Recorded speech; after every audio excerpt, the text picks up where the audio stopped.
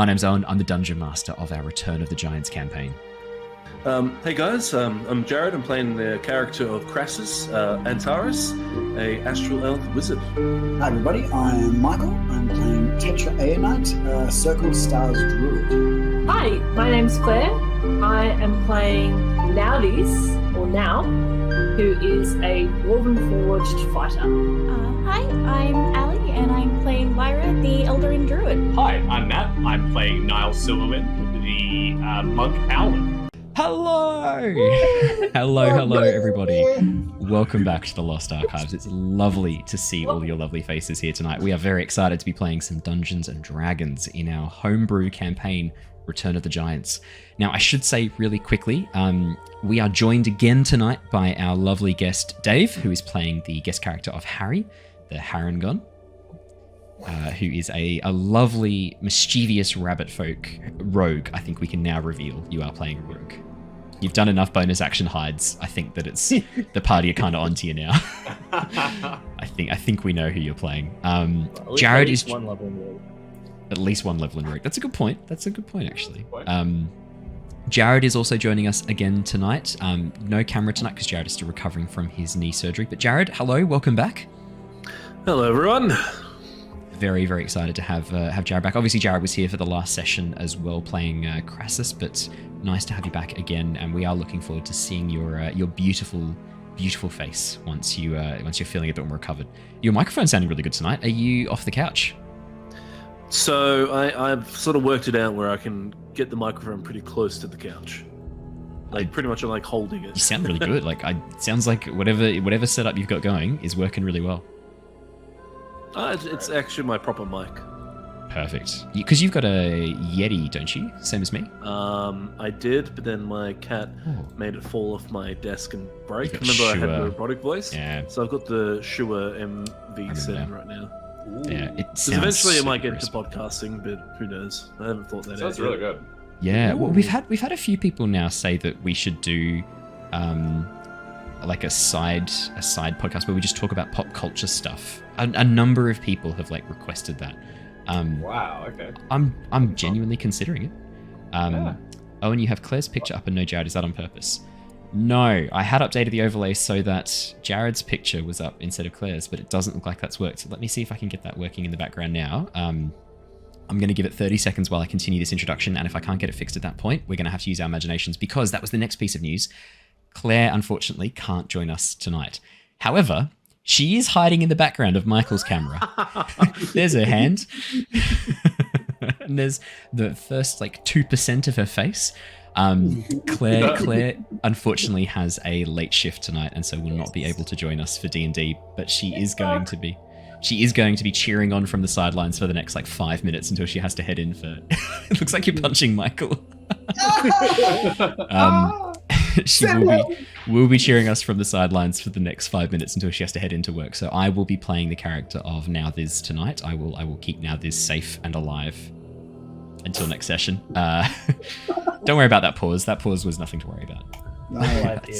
All right, pause for dramatic effect. Yep, I've done that bit. All right, awesome. Well, we are very, very excited to get into the campaign. I better do a recap for last session, unless there was anything fun or otherwise cool that we had to share. I don't think we've got anything extra fun or extra cool. Thank you everybody who came and joined us for Avatar Legends last night. Really, really fun session. That was awesome. It was really cool having you guys come and join us. We had a lot of fun playing our version of the Avatar Day episode, but set in Roku's era, which was Dave. What you were there. What would you use if you had to pick one word to sum up the experience? What would you use? Anarchy. It's a good word. Chaos. It was. It's probably one of the most chaotic episodes I've ever run, but it was pure bliss. It was very funny. Yeah, I mean, it had everything. It had a spicy food eating contest. It had burning down a village and against the establishment. I think. Great. It's been a while since I cried with laughter twice in an episode, but they did get me. They did get me twice last night. They did. Dave's still very proud of it. Twice they broke me. It was Bree that got you the first time. That was. Yeah, one of our players set up a beep sound effect and then like just launched into this like slew of expletives and beeped it beautifully, and it was just very well timed and unexpected because none of us were. For some reason, beeping swear words is funnier than hearing the swear words. Yeah, infinitely funnier. Yeah, it was a high quality. It's the comedic It was a timing. good beep. Yeah. Yeah, her comedic timing was spot on. I will be posting it as a YouTube short. It was genuinely very funny, and you don't need any context. It's brilliant. I think it's a clip on Twitch if you want to watch it. Otherwise, check out the episode from last night for Avatar Legends. It was a lot of fun. Right now, we better jump into Dungeons and Dragons because tonight we are playing the homebrew adventure, Return of the Giants. Now, let me read out our quick recap from session number 3 as we jump into our 4th session. The Tempest Adventuring Guild, a name now legendary across the lands of Nostea, has formed a brand new team. Lyra, Tetra, Niles, Nauthiz and Krasus have been sent to the nearby settlement of Laspire to locate the hill giant fort recently seen flying overhead in the nearby area. Last session, the group arrived at the town finding some obvious signs of trouble as they travelled down the main road. They were met outside the gates by Harry, a Harengon travelling merchant who had only just arrived to peddle his wares in town and also to attempt open trade with the hill giants. We'll decide on the wisdom of that at a later date, I think. Deciding to travel inside together, the group found the town seemingly abandoned, the central town square now destroyed, replaced by a massive metal and obsidian orb softly glowing and pulsing with red light. Deciding to investigate the nearby houses, some of which seemed to be in the process of being deconstructed, the group found the settlement crawling with clockwork creations resembling ants the size of dogs. From all over the town, these mechanical creatures were gathering materials from the nearby buildings and transporting them to the sphere. Seemingly harmless, or at least uncaring of the party's presence within the town, the group entered the nearby church, only to be ambushed by more clockwork insects, these ones resembling giant spiders and a giant scorpion. The battle was a tense one, Harry and Lyra taking some brutal blows, which briefly knocked them both unconscious. The party emerged victorious, however, Harry only taking a minor injury to his thigh in the process.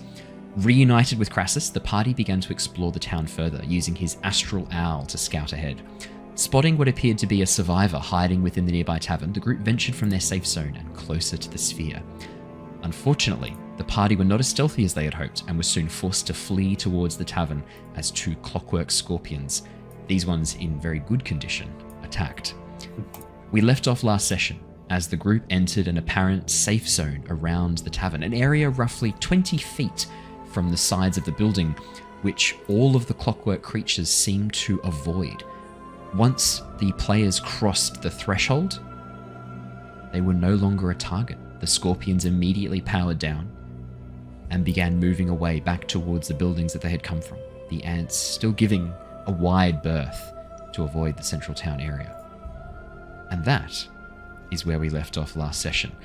Now, I will really quickly put up the artwork of the Astral Owl. I finished it today, Jared's Astral Owl. Let me chuck that up on stream as well. It will also be in the Discord and on the wiki. I'll be adding it to the character profiles there, and I probably will use it as an element of the title artwork. I'd be very surprised if I didn't. Let me just get that open. Give me 2 seconds, sorry. Here we go. All right, that should be coming up on stream in a second. There we go, you should be able to see the Astral Owl now. Now, I described it last session as a rather grey-white owl with these long protuberances coming off its head that resemble almost like a bioluminescent stalk that anglerfish have. It has 3 on each side, all 3 glowing with this very soft greeny blue bioluminescent, and across its wings are patches of the same bioluminescent coloration, giving it the appearance of almost like a pattern of stars across its wing and back. And that is Krasus's owl. What did you name your owl, Jared? Sova. Sova. It was owl in right. Croatian, apparently. Yeah, from what I know. No, definitely. I will. I'll add that to the character artwork. And would you like your character art updated with this standing on your back, Sure, standing on your shoulder? That'd be cool. Done. That'd be cool. That's awesome. I can definitely do Really that. cool. For those of you who've played Ark Survival Evolved, the inspiration for this was the snowy owl from Ark. When I was picturing it. Yeah. Alrighty, let us jump straight back in. Now, we ended last session as you all passed into this safe zone. Some of you having explored a little bit into the first area of the tavern. The sign outside this tavern proclaims it to be the Quarry Way Inn. And as you look across and down at the brewery on the sides, you can see that this is a tavern, brewery, and probably some sort of kitchen house as well. The area around the side seems to be a very well-stocked butcher's table outside for butchering and slaughtering animals. And you can see there's also what looks to be some sort of drying cabinet outside, probably for drying and curing meat, with a smoker underneath to aid in that process. This seems to be a very nice establishment. The sign for the Quarry Way Inn shows a block of stone with a chunk missing from it and a pickaxe heading towards it, sort of like hovering above it as if striking the stone and mining away to open it up. The tavern itself is double-story. The upstairs story looks to be mostly bedrooms, and you can see the downstairs area looks to be quite large. Looking in through the windows, and I will bring you across to a map right now. Looking in through the windows, you can see tables still set with food, delicious looking food, a fire pit in the very center of the room, and what looks to be a spit above it. Despite the wooden interior, this fire pit that's been made of stone seems to be very much functional. In fact, you can still see there are embers glowing in the fire pit, as if it is still in use. I better open this door, because you guys have actually opened in and gone looking through. Please, I hand over to you. As you look inside the front door, you can see a long corridor, roughly about 60 feet long and about 10 feet wide-ish, that's lit by a number of candelabra hanging from the ceiling. You can see a couple of doors, two to your immediate left as you enter, one partly down the way that opens up into what you assume to be this large common area and first part of the tavern. Well, I think we should probably get inside. We can't hear you, sorry, Ali. What were you saying? I was just going to say, before we go in, can we smell anything sort of coming like from the doorways or windowsills, or like, I'm just thinking like if that fireplace is sort of got some sort of thing burning in it that like those scorpions aren't liking, but also if there's like dead body smell in here or something like. Yeah, do you want to make me a survival or perception or investigation check? Certainly. Is it gonna roll? 21. There we go, and it's gonna roll like 50 billion times now. Oh, okay. We'll take the 21 because that was the first one that you rolled. No smell of rotting flesh or burning flesh. There is a very nice meaty smell coming from inside the tavern. You can actually see as you peek in through the windows, Lyra. You can see there is a suckling pig still turning on this spit. No one's there turning it. The spit itself still seems to be turning under its own power. How that's occurring, you don't know, but the pig is very cooked. The outside has slightly blackened and charred in places. It looks like it's a very low heat that is coming off these coals. Now that they're not being maintained and there's not more fuel being added, it's just keeping it warm at this stage. But probably when this first started to burn, maybe a day or so ago. You also notice as you step in, there are a number of signs that people have recently left in a hurry. Footprints outside the front of the tavern, rushing away in quite a speedy manner. There are a number of plates and cups which look to have been knocked or bumped, but for the most part, looking inside the tavern, most of the things look undisturbed. Half-eaten plates of food, half-drunk mugs of ale or cider. Whoever left here. Excuse me, I didn't catch it in time. I tried. Whoever left in quite a hurry and didn't take stuff with them for the most part. Hello? Hello?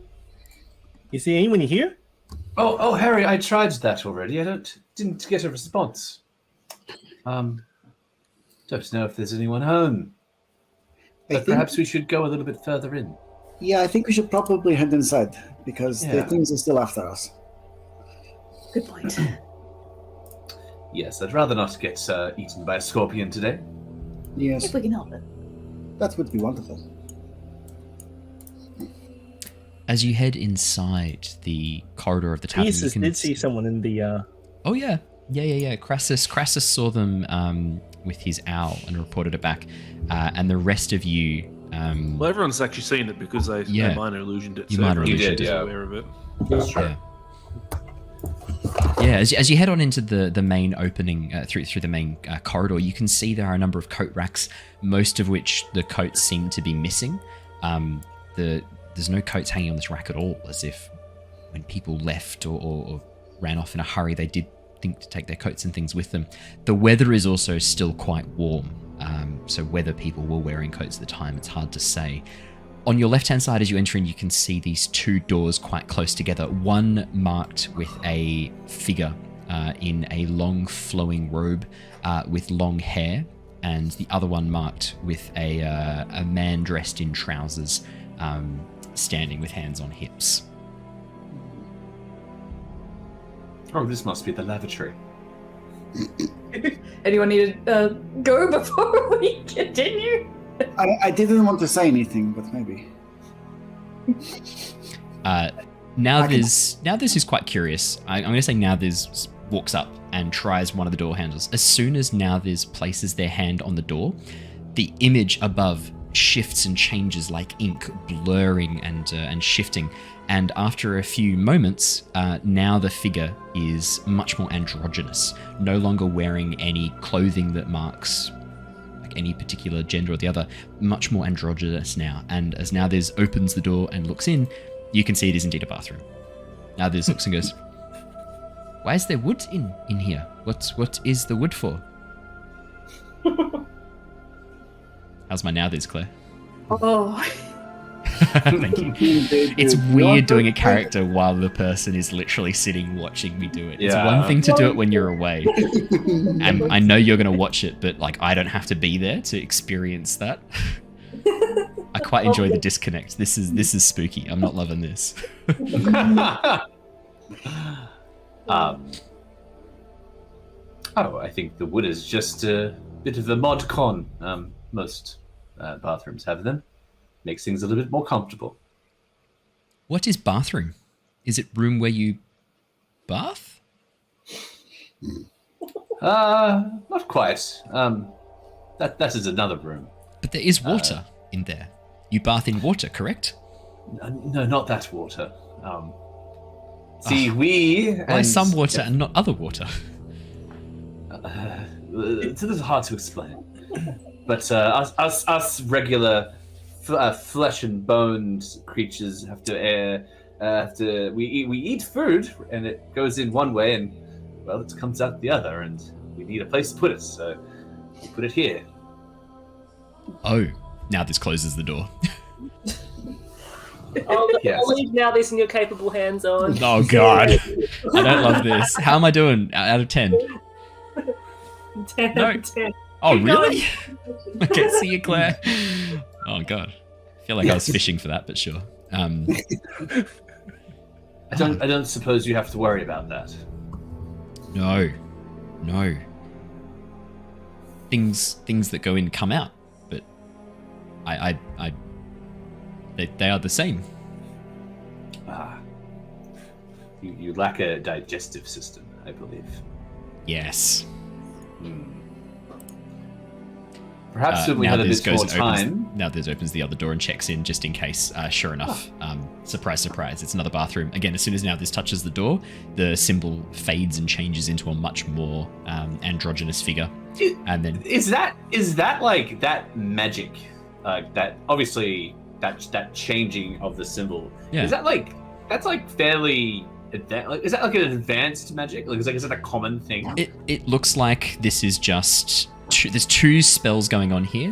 One is doing some form of minor illusion to change and adapt the image that's being displayed. The other one you're not. Do you want to make me, Niles? You've got a little bit of knowledge of magic, not a lot. Do you want to make me an Arcana check and see what you can figure out about these? Sure. I mean, not my greatest strong Before suit. he rolls, Lyra might try and help. I'm not sure if this is going to be helpful, but she might suggest that. I wonder, do you reckon the bathroom would change depending on the user? Like, does it adapt itself to meet the needs of whoever? Like, what of you guys that have different anatomy? That's try touching the door. It's interesting. I touched the door. Niles, as you touch the door, the symbol fades and changes back into what looks to be a very avian-looking figure. And as you open the door, it hasn't changed very much. It's still quite similar. But this time, instead of a wash basin with water, it looks like there's a basin of sand. That's cool. Oh, wow. How intriguing. I'm going to roll an Arcana check anyway. But before this, I just take this for a second. And she hands him what appears to be an opal. I'm going to cast Guidance. There's a perch with newspaper on the floor. Damn it. Oh, how lovely. That's way funnier. Ooh, fancy. Sorry, Michael. Tetra will hand Niles an opal. Just hold on to that. And that'll be his guidance. You may add a D4 to this. Amazing. 4. That takes it from an 11 to a 15. Niles, I mean, your knowledge of magic is probably like an everyman's knowledge of magic, but you actually have seen this similar magic before. This isn't very complicated magic. This is actually quite simple.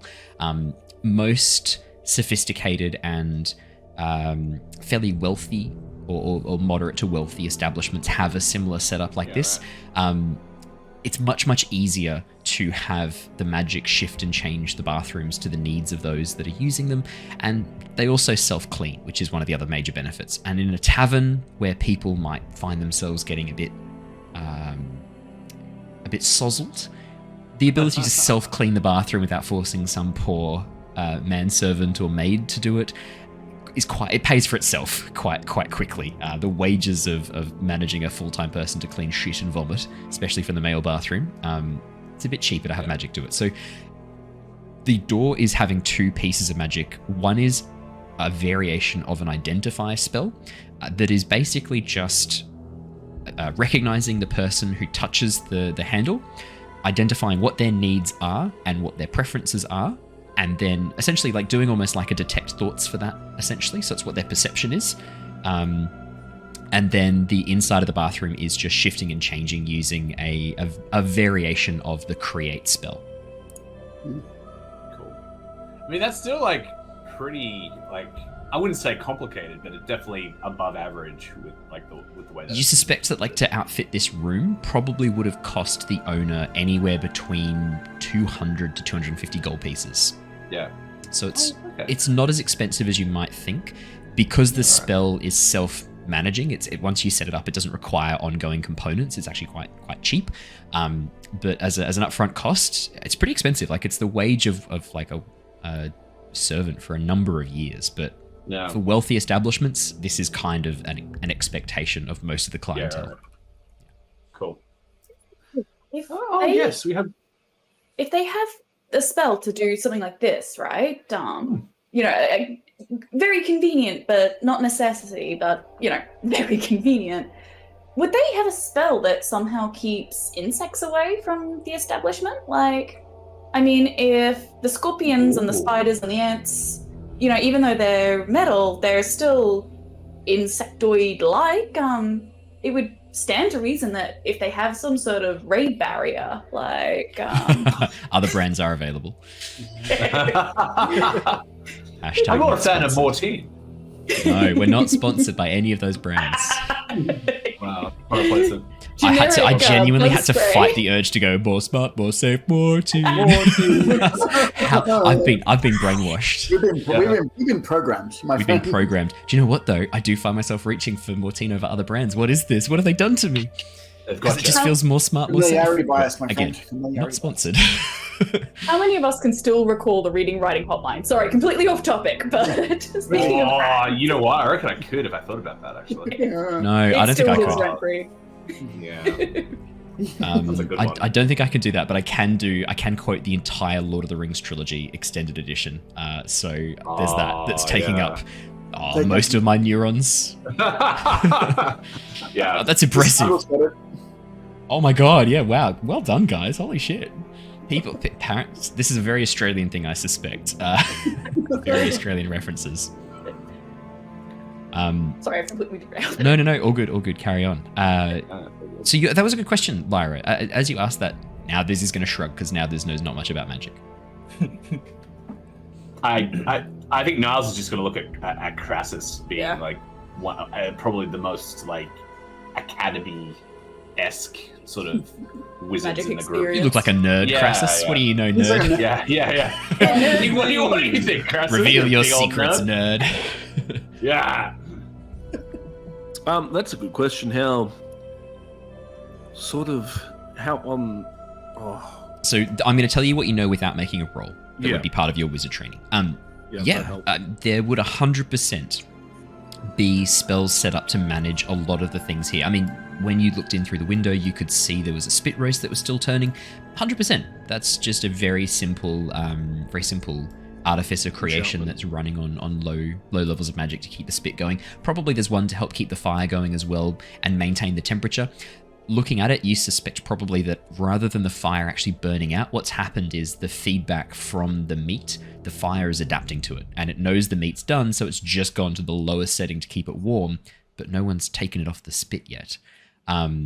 You probably get the sense that there would be other magics in place to, repel insects probably wouldn't be that much of a stretch. Be like a version, I guess you could do like a different version of Sanctuary or Magic Circle. You could do like a version of Magic Circle for that. To help repel insect life, a very dialed down version of Magic Circle. So, there's a number of low level quality of life magics that artificers and technomancers provide as part of their services. So this is... I guess a question asked then in relation to the, repelling insects, because obviously insects traditionally are, arthropods. Yes, arthropods, but not made, of metal typically. I would say exclusively insects are not made of metal. Exactly. That's what I mean. To sort of gauge why it's affecting the metal ones, maybe it has come down to more like, because like ants sort of theoretically are sort of like a hive mind in a way. Maybe it's sort of on a different level. It's affecting these ants as well. Not so much that it's repelling just like insects per se. It's almost like scrambling something within their like communication or something that's also affecting these ants, because these ones are obviously modeled after like real life ants. Do you want to make me an Arcana check, Krasus, and we'll see how much extra you might be able to figure out from this? Sure. It is hard. In the meantime, Harry's like actually just looking for insects. Nice. 16. Krasus, as you think over this and the intricacies of the spell, you know that these spells would be very specific. If there was a spell designed to repel arthropods and insects in place on this tavern, it wouldn't apply to spiders, for example, because spiders are not insects. So you get the sense that if there was some magic here repelling cockroaches and rats and things like that, if spiders aren't affected... In fact, I would even say, as you have a quick look up to the ceiling, look around... who did a really nice perception check before? Lyra did a really good survival check. Lyra can point out a cobweb. Excuse me, why do I keep sneezing? Lyra can point out a cobweb with a spider in it, so you know immediately that the spell is very specific. You don't get the sense that the magic would be that general enough that it could be interfering with the metallic constructs outside. Whatever's keeping them at bay, it'd have to be a lot more powerful and ideally designed to work on them. And the other thing as well, right, is that as soon as you stepped across the line, it's almost like they couldn't see you anymore. That's a bit odd. That's not really any magic related to this that you would know about. You've not heard of that before. I sort of, so as everyone's sort of going through and looking through, and Niles sort of turns towards me, look, I don't think that a type of spell like that would be at play here. It's something else. Something It's else rather- is almost... It's almost like it's hiding the tavern from them, or Yeah. at least obscuring their vision. Well, it is rather curious that pig hasn't been touched. If there was someone living here, especially for, well, how long are we saying? How long have we saying? Maybe a couple of days? It's strange that it hasn't been touched or eaten yet. Yeah, you guys would be thinking anywhere between 48 to 76 hours. So I 2 mean- to 3 days. I mean, it almost seems like there's just some kind of like just really nice energy here. And maybe that's energy that's sort of preserving this space. Well, Yeah, like it's the maybe- other thing is, it could be a mechanical person in the building. Oh. They don't need to eat, right? That's true. I'm not It- sure we're going to find that anymore standing in this hallway, though. Yes, let's continue on into the main hall, perhaps. Before we go, Oh, Lyra's just gonna shout out again. Just, I just want Lyra! to surprise anyone. You just yelled!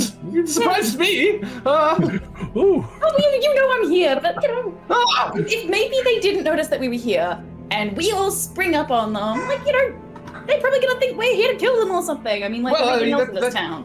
That's what I told. That's what I said to Krasus. I think I we had to mean, be careful when we came in the door because we didn't want to make it too much I mean, ruckus. to be honest, we have alerted them to our presence and our, intentions. They Yes. just haven't decided to respond. So That's right. that's on them, if I'm being frank. We were quite open with our intentions, weren't we? I think all of us at one point have said, "Hey, we're here not, with ill intent." we're also not all of us are made of metal, so that helps. I didn't say anything. Is this my fault? No. That's fine. We go to side. I before we do go on, I do have a little thing. I've given a couple of you presents, but I have presents for everybody. So Lyra, I have this very sweet little stone that is mostly like a dull yellow with a little eye in it. It's a little matte tiger eye, and that is for you. And for Krasus, I have a little green stone, which is a little green rage. That is for you. And Harry, I haven't known you very long, but I've got a very special stone for you. It is it looks like it is grey with little blue swirls in it. It is called a demortite. I think you like it. So you Cheer, cuz. have that. Tetra, you're too kind. Just Rather hold on big. to them. Ah, If thank you, Tetra. if you're feeling hurt or sick, they will help. This is your good berries. Yeah. No, Oh. they like you. Don't eat them. That's not a good idea. Don't. They hurt your teeth. Hurts my That's not beak. good. Don't eat them. Just hold on to them. What is this? What is this, Lockie? Not Lockie. Tetra. I'm gonna do that. I'm gonna do that forever. I'll try my best. Well, okay. If you want to above game, it's Yes, please. going to be for two things. One is going to be how I do guidance, and the other one's going to be how I do healing word. Oh, brilliant. Okay, It's nice. a relay. That's sick. I like Good it. idea. That's brilliant. Fantastic. Well, as you guys begin heading down the corridor and open up the first door on the right-hand side, you see the same room that you observed from the outside. A very large open tavern area with a number of tables positioned around the room. A really long bar, like 20-foot long bar with tankards of ale arranged across the top. You can see there are a number of barrels around the room, some tapped, some not. And as you look around, in the very center of the room, you can see this massive pit smoker, essentially, this massive fire pit with that suckling pig still very slowly rotating around the surface of these hot coals. And sure enough, as you look on in, Krasus, you notice immediately there's a number of rubies arranged down the bottom underneath the hot coals that are able to be accessed through almost like this tempered glass covering underneath the stone. You know that these would be the magic helping provide the fire and the heat and regulating the temperature of this spit roast. What a fancy establishment. It is a very fancy establishment. Do you remember? It's a bit difficult to pick from the inside based off the minor illusion. Do you remember which window it is that you saw the face pointing out of? Oh, that is definitely a DM question there. It was upstairs, wasn't it? Upstairs. Yeah, one of the upstairs bedrooms. No, Lyra, unfortunately not this floor. Second upstairs. So by all means, we will definitely have a look at that. Are there any vegetables on the tables, like carrots? Oh yeah, 100%. Yeah, absolutely. Yep. Harry helps himself to a carrot. He's just wander on over, pick up a carrot, begin chewing away. I mean, you know, Harry, that the carrots are not very good for you. They're very high in fructose. High in sugars. Yeah, very high in sugars. You probably don't want to be eating too many of these. You need to watch your blood sugar. Like, this is how you get diabetes. But I mean, one carrot can't hurt. Yeah, it's been a long day. I was shot through a leg. Yeah, I mean, you deserve a carrot. Yeah, absolutely. Somewhere here. Yeah, exactly right. You've been through hell, so at this stage, probably you suffered a pretty bad leg wound. A little carrot can't hurt right now. You wander over to a table, pick up a carrot, begin chewing away. I mean, on the tables you can see there are still half loaves of bread, cheeses, some cured meats, some vegetables, some fruits, a few tankards of ale, some even full, some untouched. Niles, as you head on down towards the fireplace on the far side of the room, on the far eastern wall, you can see behind the bar. There are a number of barrels arranged both behind the bar and underneath the bar that have been tapped, and you can see a number of different brands and symbols of different brewing houses and wineries arranged on them. One of them that you see is marked with a symbol of a draconic head twisting around, and the word Bacchus underneath it burns into the cask of the wood. Amazing. Oh, a cask here from the famous Bacchus estate. Wow. How did they get their hands on this? The Worm's Respite Estate, I think, is what we called it last. Yeah, that's right. Give me a second. I'm just relying on my memory here. I can tell you in a few seconds, but I'm pretty sure it was the Worm's Respite. Yeah, that sounds right. So, is that barrel that's right next to me? Is that kind of like Worm's blocking? Respite. Yeah, is that blocking the entry into the bar? Like that? Oh no, you can easily walk around it. That just happens to have been. Okay. So the barrel that's in front of the bar there, that's just been pulled out as if it was the next one to be uncorked. Oh, okay, cool. Somewhere sure Claire it was, took like, psychic there damage. defensively or okay, that's fine. Cool. No, it's just a barrel that's been rolled out as if someone was getting ready to uncork it and to not uncork it, to cork it and begin drawing on it. This barrel, Niles, as you look closer, is marked with a logo you don't recognize. It looks to be one half on the left hand side, half a pear, on the right hand side, half an apple, and underneath it says Blended Origin Cider. Sounds rather nice. In any other circumstance, I probably would have helped myself, but I don't quite want to settle down just yet. I mean, maybe we could take some for later?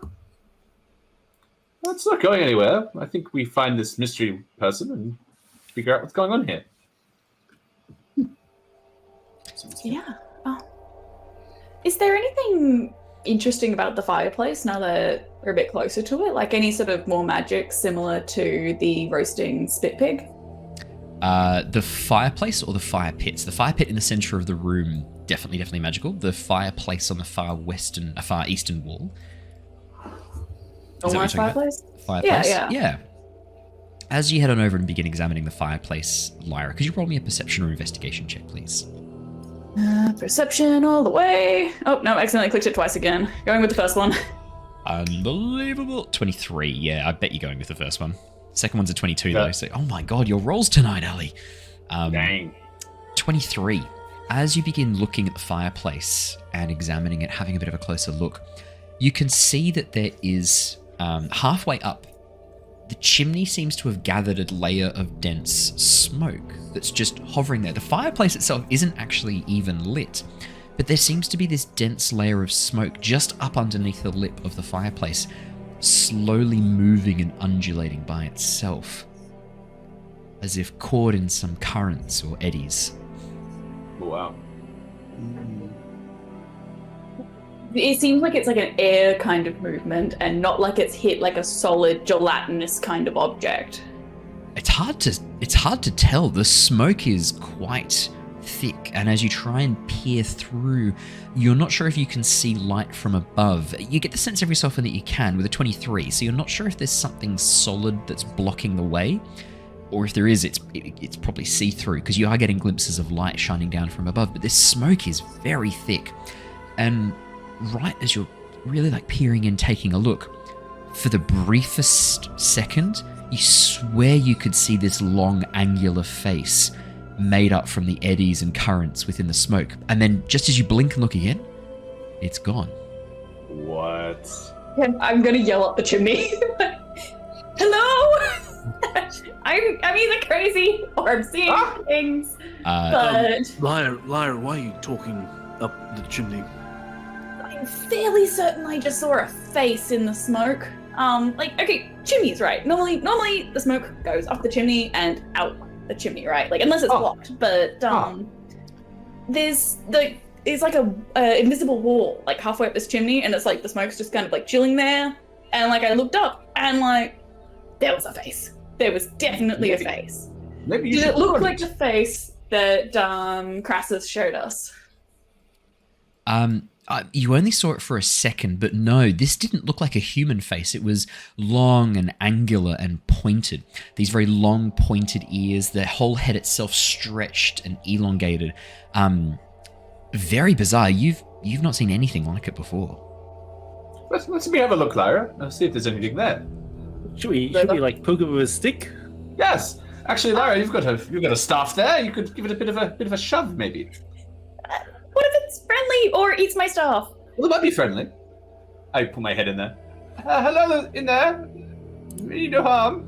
There's no response, Niles. Ah. I'm talking to your chimney pit. I sometimes wonder why I even joined this team. As half of them You've only been with them for like a day. I know. Is there a fire stoker just nearby? No, there's no fire. The fire seems to have gone out. No, stoker, like the yeah. Oh. There's actually a blowpoke, a hollow tube of metal with a little catch at the end that you can like blow through to help stoke the fire. Yeah, okay. Well, I'll grab it and use the blunt end to poke in. I'll put my head out of the chimney first. Harry, as you reach up underneath and begin poking away at the smoke, there's a few seconds. With the blunt end? With the blunt end. You don't feel any resistance. It's just like pushing through smoke. And then as you pull back on the tube, the smoke comes with it, this like long, almost like a tentacle of smoke, as if it's still attached to the tip of the blowpoke, the blunt end of the blowpoke. And as you pull it back, this tendril comes with it, moving away before finally it separates out from underneath the chimney, and there's now this cloud of smoke attached to the top of the blowpoke, almost like a giant cotton candy. Krasus, is that normal? I don't think smoke's meant to behave like that normally. What is that? Well, I'm not sure myself. Maybe we should ask it? It didn't respond to common. I am fluent in halfling, actually. Let me see if it responds to halfling. Hello? You have to speak with an Irish accent. Hello there. Oh, no. Instant regrets. No, I'll never do carry that on. again. It's good. I like it. No, keep going. Oh, hello. Oh, hello there. Hello there. What are you doing up in that chimney? Are you okay? Do you need a bit of assistance? I'll just get Owen to do my halfling. First, thank you. There is no response in halfling, or in common, or in any language. There's no response. Well, the smoke remains avocal. I tried. Harry's a bit freaked out by this, so he's just gonna put the rod just against the wall, just in the corner, and just walk away from it. Oh, Harry, as you do, you begin looking down, and through the tube, it's actually the tube itself has filled with the same smoke. And as you let go, you can see that the smoke is now attached to your hand through this long tendril. And as you put the blowpoke down to remove your hand, this thin line of smoke, almost like a web, still connects you back to the blowpoke. And you watch as the larger cloud begins to pull through into the tube, tracing this line of smoke over towards Harry. Uh-oh. Harry. Harry drags. You know, like when you get like crap in your hand, you just like on the brick wall, just Trying kind to of like wipe get it it on the wall. Yeah, and he's doing that as he like moves across the room to make the trail. Harry, what are you doing? I don't know. What is this? I'm gonna stop you there, Harry. No, that's a good place. You stop right there, please.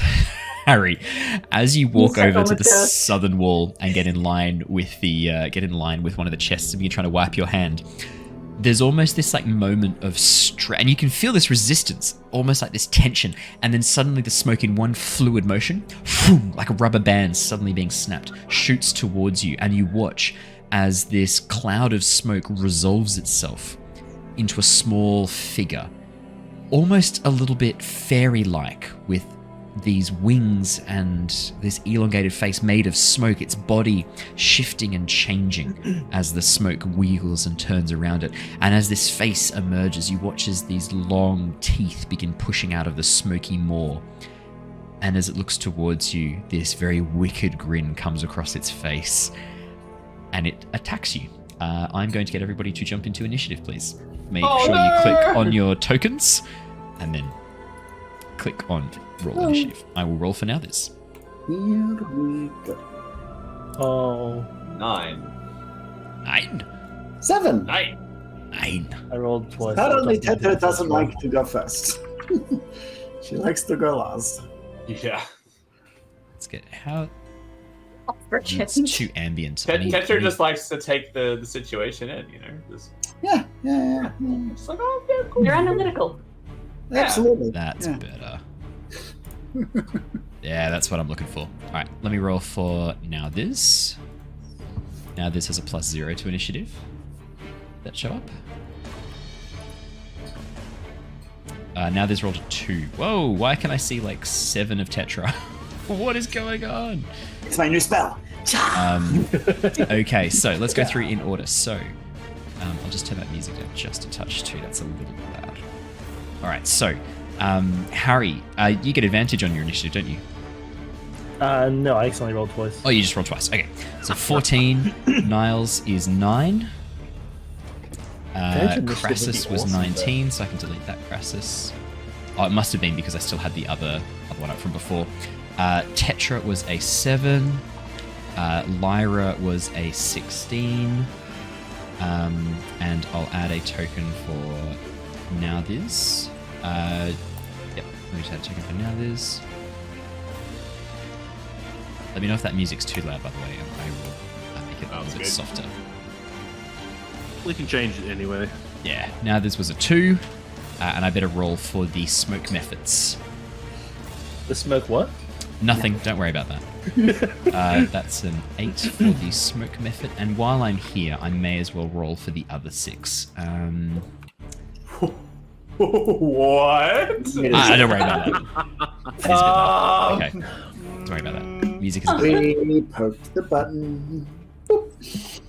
the smoke totally fairies, I swear. Yeah, exactly right. Okay, so first up in the initiative order, I'll just make sure that's on screen and it looks good. There we go.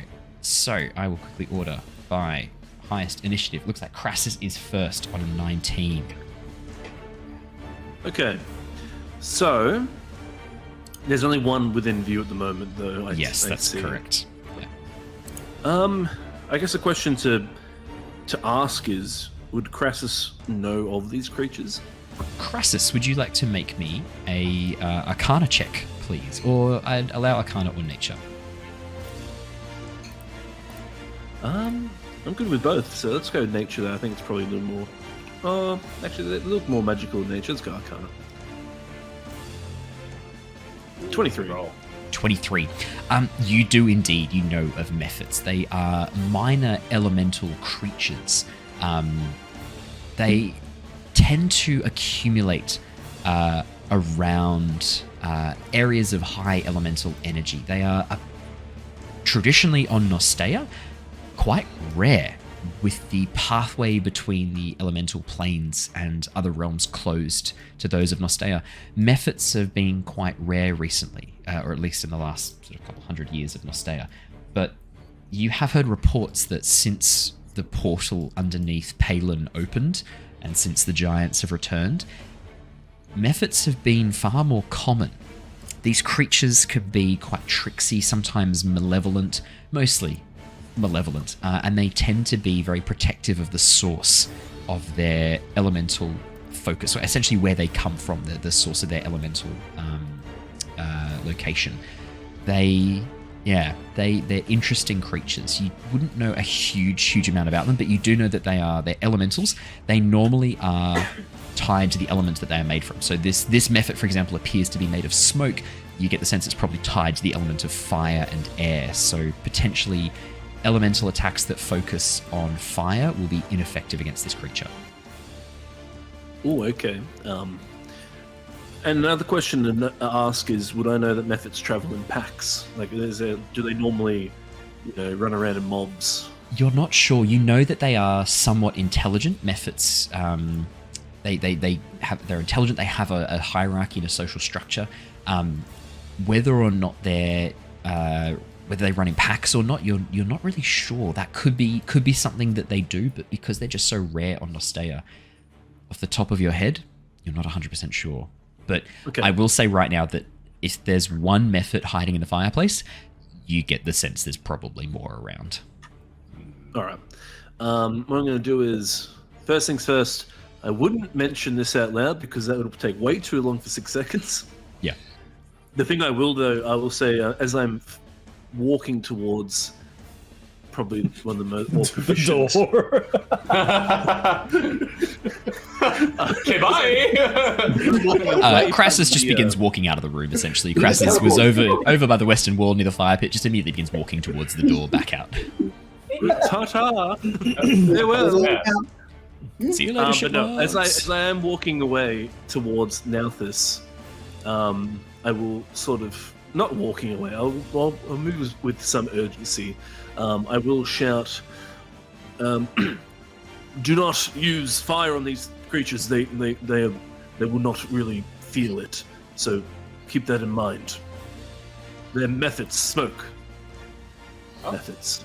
That's fine by me. There's only one at the moment. So what I'm going to do, Owen, is I'm going to ready an action. Now, when it comes to readying an action, can I ready a spell? I think I can. I think I can first. You can ready a spell. Of course you can. All right, so I'm going to ready a sleep spell.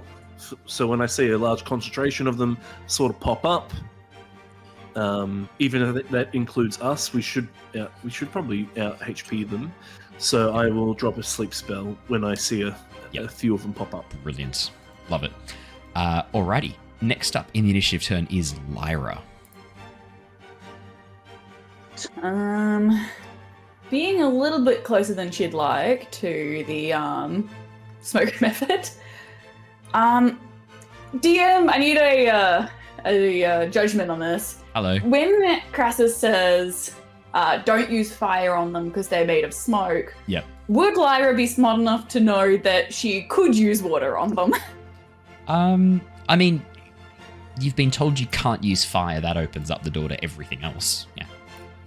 I mean, and you would know that if you need to extinguish a fire, you just chuck some water on it. I mean, that's not a particularly out there thought to think that you could probably use water. I'd say you know the 4 elements and vaguely well. And then, with her action, she's going to uncork the jug of abused water, and as a bonus action, she's going to aim it at the smoke method in front of her. Right. And do you cause it to shoot out a geyser? Yes. Great. Do you want to read out geyser? I believe I have to make a dexterity saving throw or be knocked. Strength. Saving throw. Produces 30 gallons of water that gushes forth in a geyser 30 feet long, 1 foot wide. Yep. Bonus action while holding the Katanta, you aim it at a creature. The target must succeed 13 DC saving throw or take 1d4 and fall prone. 15 strength, so that passes. I believe nothing happens. Nah, it's just now very wet. Well, that's the thing. As you aim this blast of water, you're standing right next to Harry, basically, or right across from Harry. Harry, you get a bit splashed from the side as this massive geyser of water, this almost like a hose turning on of water, suddenly, actually, I'm going to say it's like a pressure hose of water, something like turning like a fireman's hose of water, suddenly shoots out of this jug that Lyra's holding, and she just reaches down, uncorks it, and lets loose this blast of water. It goes straight through the Mephit. smashing against the wall and showering you with this like very gentle spray of mist from the geyser shooting out of this decanter of endless water, or decanter of abuse water as I call it. Well, that didn't work. Don't try that. That was still quite impressive, though. I can try. Anything else on your turn, Lyra? If she has a little bit of time left, she'll switch to Sylvan and be like, if you stop fighting, we won't destroy you. But just about that. The Mephit cocks its head curiously, and you hear this very strange babble out of its mouth. You just have no idea what it's saying. Is it primordial? It is not primordial. And it's not Corey by any chance. And it's not Corey. Nice try. It's definitely not Corey. It's not halfling. Not Elvish. Trust me, I would let you know. I would let you know if it was a language any of you speak. Anything else on your turn, Lyra? Yep, that's it. Technically, Harry should have gone first because his initiative is also 14, and Harry's definitely got more dex than you, Lyra, but that's okay. I'll move it around for next time. Harry! Hey! It looks like it wants to hurt me. Is that true? It like swings towards you, the smoke reaching out from its hands as if to try and go up your nose and choke you from the inside. That sounds like it wants to hurt me. These like claws of smoke reaching for you. This is my first time as a rogue. Yeah. Sneak attack, right? Because it says, I did get the extra d6 on this, right? Because there's an ally within 5 feet of the target. Yeah. Yep. But I don't have advantage. Is that correct? What was that? Sorry. I don't have advantage. No. Yeah. But That's you do when you're, have like, an ally within 5 feet, so you still get the sneak attack. Yeah, but it's not advantage. Okay. Not with advantage. So, I will. So the sneak attack only triggers if you have advantage on the roll to hit, or if. Or No. It plays in 2 ways. Advantage is one, stealth is the other, and then having an ally implies third. Exactly right. Well, if you're stealthing, you're getting advantage anyway, right? So, yeah. Are we playing flanking? So the way flanking works in these games is you get a +2 AC rather than advantage. So in this case, you get a +2 to your rolls because there is someone basically directly behind it, giving it like a threatened thing. And it's the same with cover. So we do cover the exact same way. So if you've got half cover, you get a +1 to AC. If you've got full cover, it's basically like a +2, and you can't be targeted essentially with spells that require line of sight. Easy. Okay, well, I will then take a rapier strike. Ooh. That's an 18 to hit. 18 does indeed hit. That is going to be 11 piercing damage and 4 sneak attack. Oh my god, you rolled almost maximum damage. I did. Yeah, two off. 15 damage. So Harry is freaking out. So he's just like stabbing out of like. Yeah, go on. No, I like you just literally as you just like pull out your rapier and jam it forwards. You do it right as the creature opens its mouth to come towards you. Your rapier goes right through its mouth and out the back of its head. You watch as its eyes go wide, the sort of smoke leaking as it looks down and goes like and tries to like move its jaw before it reaches up with 2 hands and pulls its own face off the rapier. It looks very hurt. There's like smoke leaking from its head. It can't close its mouth properly as its jaw's partly broken by this sudden jab forwards with the rapier. As it looks up with you in concern and alarm, its eyes wide, you see it go, trying to speak but unable to. Nice. That was pretty dark. Sorry about that. That's right. It's a dark campaign. I will then bonus action. This is our balanced campaign. This is the midway between Avatar Legends and Curse of Strahd, where Curse of Strahd is just very much horror. Avatar Legends is just chaos. This is like the perfect magical point. It's our main channel campaign. This is like should be the best of both worlds. Not me being like, yes, you stab through its jaw, you watch as the muscles disengage, the bones popping out from the sockets as you hear this unearthly cry from inside, as you realize you've severed some part of its brainstem, unable to process language in the same way as before. That's intense for this campaign. I probably wouldn't be using those kind of descriptions.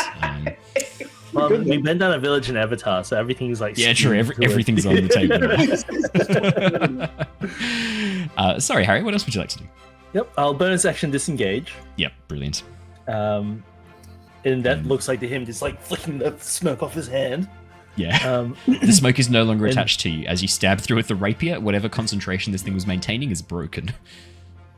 As you I'm give gonna it dive over this table here quick lobotomy. and hide between the tables. No, not actual hide, just like flavor hide. Yeah. Brilliant. But I imagine that works as cover in a sort of way. Like I'm just kind of like. Yeah, as you duck down, sort of looking on either side behind the tables, you reckon you've got a bit of partial cover there. Perfect. Niles, you're up next. I look at Harry, who's just like successfully shoved a dagger through like this smoky thing, Yeah. and I'm just like, oh, we can hit it. Oh, how good. I feel a bit bad for the little fellow. Not bad enough to not do this, as you punch it in the face. No. What I'm gonna do is I'm gonna shuffle past Lyra, and I'm gonna move. Can I move to like the window here? Yeah. As you move next to, you just push past the fireplace, sidling up next to Lyra. Oh, so, excuse me, Lyra. As you get next to the... My plan is to basically open the window and be like, "Go on, get then." Do you do that? Yeah. Okay. I like gesture with my hand, and I'm just like pointing to the window. I've now opened the window, which is something I can do with these new tokens. So you'll notice the icon's slightly different to the closed window. So you open the window, and you go on, off you go. As you like gesture out the window. The creature sort of like looks back at you, its jaw still hanging loose, and you watch as it holds up a finger and then runs it across its throat while looking at you, and then points back at Harry. Oh my god! Can I bonus action? These things are pummeling this thing to death. I'd say it's a bonus action to open the window. You can use an action if you like. Just my regular action, just be like, Sorry, I missed that. What do you do? Sorry, what's your action? Thank you. Yeah. I tried. I tried the diplomatic approach. It failed. What would you like to do? Just unarmed strike? I'm gonna punch it, man. It's a 20. Yeah. That's probably gonna do it. Yeah. 7 damage. Yeah. Oh, it's exactly lethal. It's got 7 hit points left. you just see Niles, like, it puts its finger up, and it does the finger like this, and then looks at Harry, and then I'm just like, well, that wasn't very nice. And I just, like, with one swift movement, I'm just like, whang! I thought for a second you were about to the Nicolas Cage, like, slap of God. Yeah, pretty much the Nicolas Cage. Because there is a table right in front of you if you wanted to. Yeah. I mean, you just slap of God this, and as you I just slap it. Yeah. As you slam it down into the table, it just bursts like a balloon. Smoke just going poof everywhere, scattering ash and smoke across the room. You just pop it. Anything else in your turn, Nats? I just look and go, "You are sword! I gave it a chance to live." Brilliant. Ignore that thing from down the bottom. That's just for me to have the tokens so I can keep them on the stream. You watch as emerging from the fire pit, No. 2 more gatherings of smoke begin to spiral up and form into these very familiar shapes. One of them looks towards you, Niles. The other one looks towards Harry. Actually, I'm going to say, the one that looks towards Harry would look towards Krasus now. There's Harry. I'll get... Harry, Dave, you look too happy. Can you roll me a d6, please? No. Sure thing. Does this proc Krasus' sleep as well? 1-2 Crassus. Yeah, 2 more appeared. This would technically trigger Krasus' sleep spell. So 1-2 Crassus, 3-4 now. There's 5-6 Harry. You just sit through roll 20 if you like a standard d6. 4? Yeah, sorry, Claire. I did call it before. That's going for now. Sorry, Claire. Krasus, your sleep spell would activate. yes. So that's what is it? I'll display in BT2 just so you can read it. But 5d8. Creatures and then... within 20 feet of a point I choose. So if I put it like up here, let's have a look. Alright, I'm going to put it up the back here, Owen. Yep. So it doesn't get any of your hit friends. Tetra. Brilliant. And then I roll 5d8, and then Oh, if it's not so here, this is where you're dropping it, right at the very back of the. Here, right there. Right there. Okay. As you activate the spell, 17. Oh, that's an unlucky roll. Yeah, it was 6, 5, 4, and 2 1s, so it's a bit. Better. It's not horrible. As you activate the spell, and you concentrate. Krasus, what does it look like for you casting sleep? So I look around the room. I have my owl perch on my shoulder, and then I'll bring out my book. The book sort of starts floating in front of me as some of the pages start flicking. Not with my hand or anything. Like the book itself is like it comes out in front of me and it starts flicking through the book until I find the sleep spell. Then I choose, and then I throw my arm out in this point, and then emitting from this point almost becomes like this, like sort of like this, and rolling energy goes through. It's like almost like a slight sort of pinkish hue to it as it rolls out and affects the things that are in that reach. You watch as the waves of energy roll over the methods. I would also like to think as well that like maybe like the facial sort of not tattoos per se, but like the areas of bioluminescence. Yeah, I like to think that they sort of like respond to my magic as well and sort of peak. They like become a bit more luminescent. They glow a little bit brighter. Maybe the color changes slightly. Yeah, something like that. But so that's going to roll out from there. Hopefully it will affect at least one of them. God, you know when you're about to sneeze. And you just get to the microphone in time. Yeah. As the waves of energy begin rolling out from the spell, Krasus, your eyes glowing a little bit brighter, these points of bioluminescence across your face like stars glowing as well.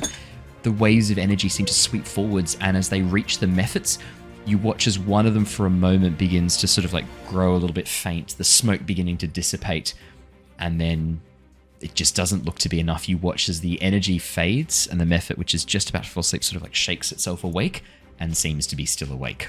Unfortunately, just not enough HP. I'm so sorry. That's unfortunate. I thought they would have a lot less. I'm really surprised they have so much HP. They do. These are challenge rating 1/4, but they still have a fair bit of HP. 5d6 plus 5 is the average that they have as the roll for it. Yeah, these guys are these are slightly beefier creatures. You've played Tyranny of Dragons. You're ready for the next level up. This is how I'm treating this. And unfortunately, just not enough, Krasus, with your held action. The smoke methods then immediately surge forwards, taking advantage of this sudden lapse. One of them rushes towards you, Krasus, and Nauthiz. It makes an attack against Nauthiz. Actually, no, it doesn't even need to. Sorry, it does not move up. It moves to 5 feet away from both of you, and it exhales this blast of burning cinder. I need Krasus and Nauthiz to make me dexterity saving throws, please. I will roll for Nauthiz. Not great on the old dexterity saving throw. That's a 15 for Nauthiz, 21 for Krasus. They're both passes. As this burning ash and smoke flies towards you, you get the sense that it's trying to blind you. Doesn't work. As you cover your eyes and block this attack, it's unable to affect your vision and knock out your ability to see. I'll just turn the music on. That's good there. That's its turn. That's its action. The other one is going to move. Oh, Tetra's in the way. It moves up and around Tetra so that it flies on top of the table, exactly halfway between Tetra and Lyra. And it is going to make an attack against Tetra. Okay. Tetra does an 8 doesn't hit you, does it? No, it does not. As these smoky claws form and it tries to strike down, cutting into you, it just strikes into the crystalline stone structure that is your skin, dissipates immediately. That's the smoke methods go. Tetra. That was not very nice at all. Okay, what time of day is it? At this point, it's getting into mid to late afternoon. Okay, all right, never mind. Oh god, what we need is no, sorry. So instead she's going to say that was not very nice, and the crystals parts that you can see start to just glow, and they glow a bit brighter, and then one of them, probably on the back of her arm perhaps, will shoot out towards the one just in front of her, and she's going to cast Guiding Bolt. Okay, because it is within 5 feet of you, that's a ranged spell attack, isn't it? It is a ranged spell attack, so it's disadvantage. Okay. Yep. They're going to shoot the other one. I'm getting there. Okay. I think Tetra has a plan. Yes. Tetra got a plan. So that's. Oh, Guiding Bolt's a save. Is it? No. It is a ranged spell attack, Guiding Bolt. Yeah, it is. I was getting mixed up with not Word of Radiance. What's the other cleric one that they always spam? That's Sacred the cantrip? Flame? Sacred Flame. So Thank you. that was damage. Sorry. Yeah, no, Yeah, no, Well, good. damage. I do love Sacred Flame, and Word of Radiance is a great spell as well. Not just because it's a reference to probably one of the greatest works of fiction ever. Sacred Flame is really cool in the fact that it's just like bam, Yeah, bam. Yeah. you're on fire with light. Yeah. Okay, so Lockie, a 6 and a natural 1. I'm so Yeah, sorry. natural one. Yeah. As you That's all right. shoot forward these bursts of light, again, the creature is partly incorporeal, and you're not sure whether you miss or whether it just moves and dodges around, the bolts flying through its very smoke-like body. Lyra has to duck as one of the bolts goes wide and smashes into the ceiling, showering Niles with a little dust from above. Niles, you let out a surprised hoot, I imagine. Hoot. Thank you. Anything else on your turn, Tetra? Yep. She will. It's disappointing, but she will light up. Like there will be, I think there's 3 or 4 certain crystals on her that will just start to light up and glow, and then out of her a crystal that's embedded just in her palm here, she'll take on a starry form with a druid shape, and then Amazing. shoot a bolt that seems to be it comes out of one place and then is focused through a crystal and then shoots out towards the other one. Whoa, that's cool. Yeah, this almost like an arrow made of light in a way. Your starry form. Do you want to describe Tetra's transformation? I actually have been working on alternate artwork of Tetra for each of her constellation forms, including the special homebrew one that I'm working on that I probably should update you on at some point, so that you know what's coming. Well, as she takes a form on, it's the different points of light sort of connect. Go. Yeah, and nice. around her forms this almost like a ethereal ghostly glow as sort of this other archery form takes on, so it becomes sort of like a bit elongated, a bit taller, a bit more live, like an illusionary form around Tetra with her in the center. Yeah. The crystals, each crystal projecting a point of light that forms up part of this overall illusion around her, like points on a projector. Yeah. Cool. Yeah, Okay. Amazing. That's As you just reach forward, this bow of light suddenly forming in your hand, you reach back with your hand and then fire this blinding beam of light towards the smoke method. And a light will bounce off a crystal and then focused and then shoot. For a 17, which will hit, and that should be 1. 17 will definitely hit with a much lower armor class than that. Say 1d8. That's 3. I love that you can activate as a bonus action and just do it straight away. Yeah, that's great. Yeah, It's that's great. Circle of Stars, man. It's a bonus action every turn that I can take a shot. Circle of Stars is to action economy for druids what monks are to action economy, what Flurry of Blows is to the monk action economy. It's just a given. Yeah. It's like you need to be in starry form, and you need to be doing it every time as a bonus action. It is a really cool circle because it's like makes the druid a blaster. There's so much more it does. What it normally is. It does. Unusual, yeah. It does so much more than just that. It's The druid, because that's like usually the druid is like the archetypal, like sort of like the support class, like that sort of like with the archery form, and then I think you get like free uses of guiding bolts. Yes, I get 2 free at the moment. I get 2 free uses of guiding bolt. So good. And then I get the guidance cantrips and otherwise. And then you can still use. I think you can still use guiding bolt. still use it and expend spell slots. Yep. I'm just out of spell slots right now. That's sick. I didn't know that. That's I'm awesome. pretty confident from memory the dragon form that you take on also gives you great. it gives you concentration checks. for spells. And then the chalice form allows me to do 2 heals instead of 1. So I can still heal. You can literally almost like an expend of the sorcery points to give yourself like a twin spell, essentially. Yeah. It's really good.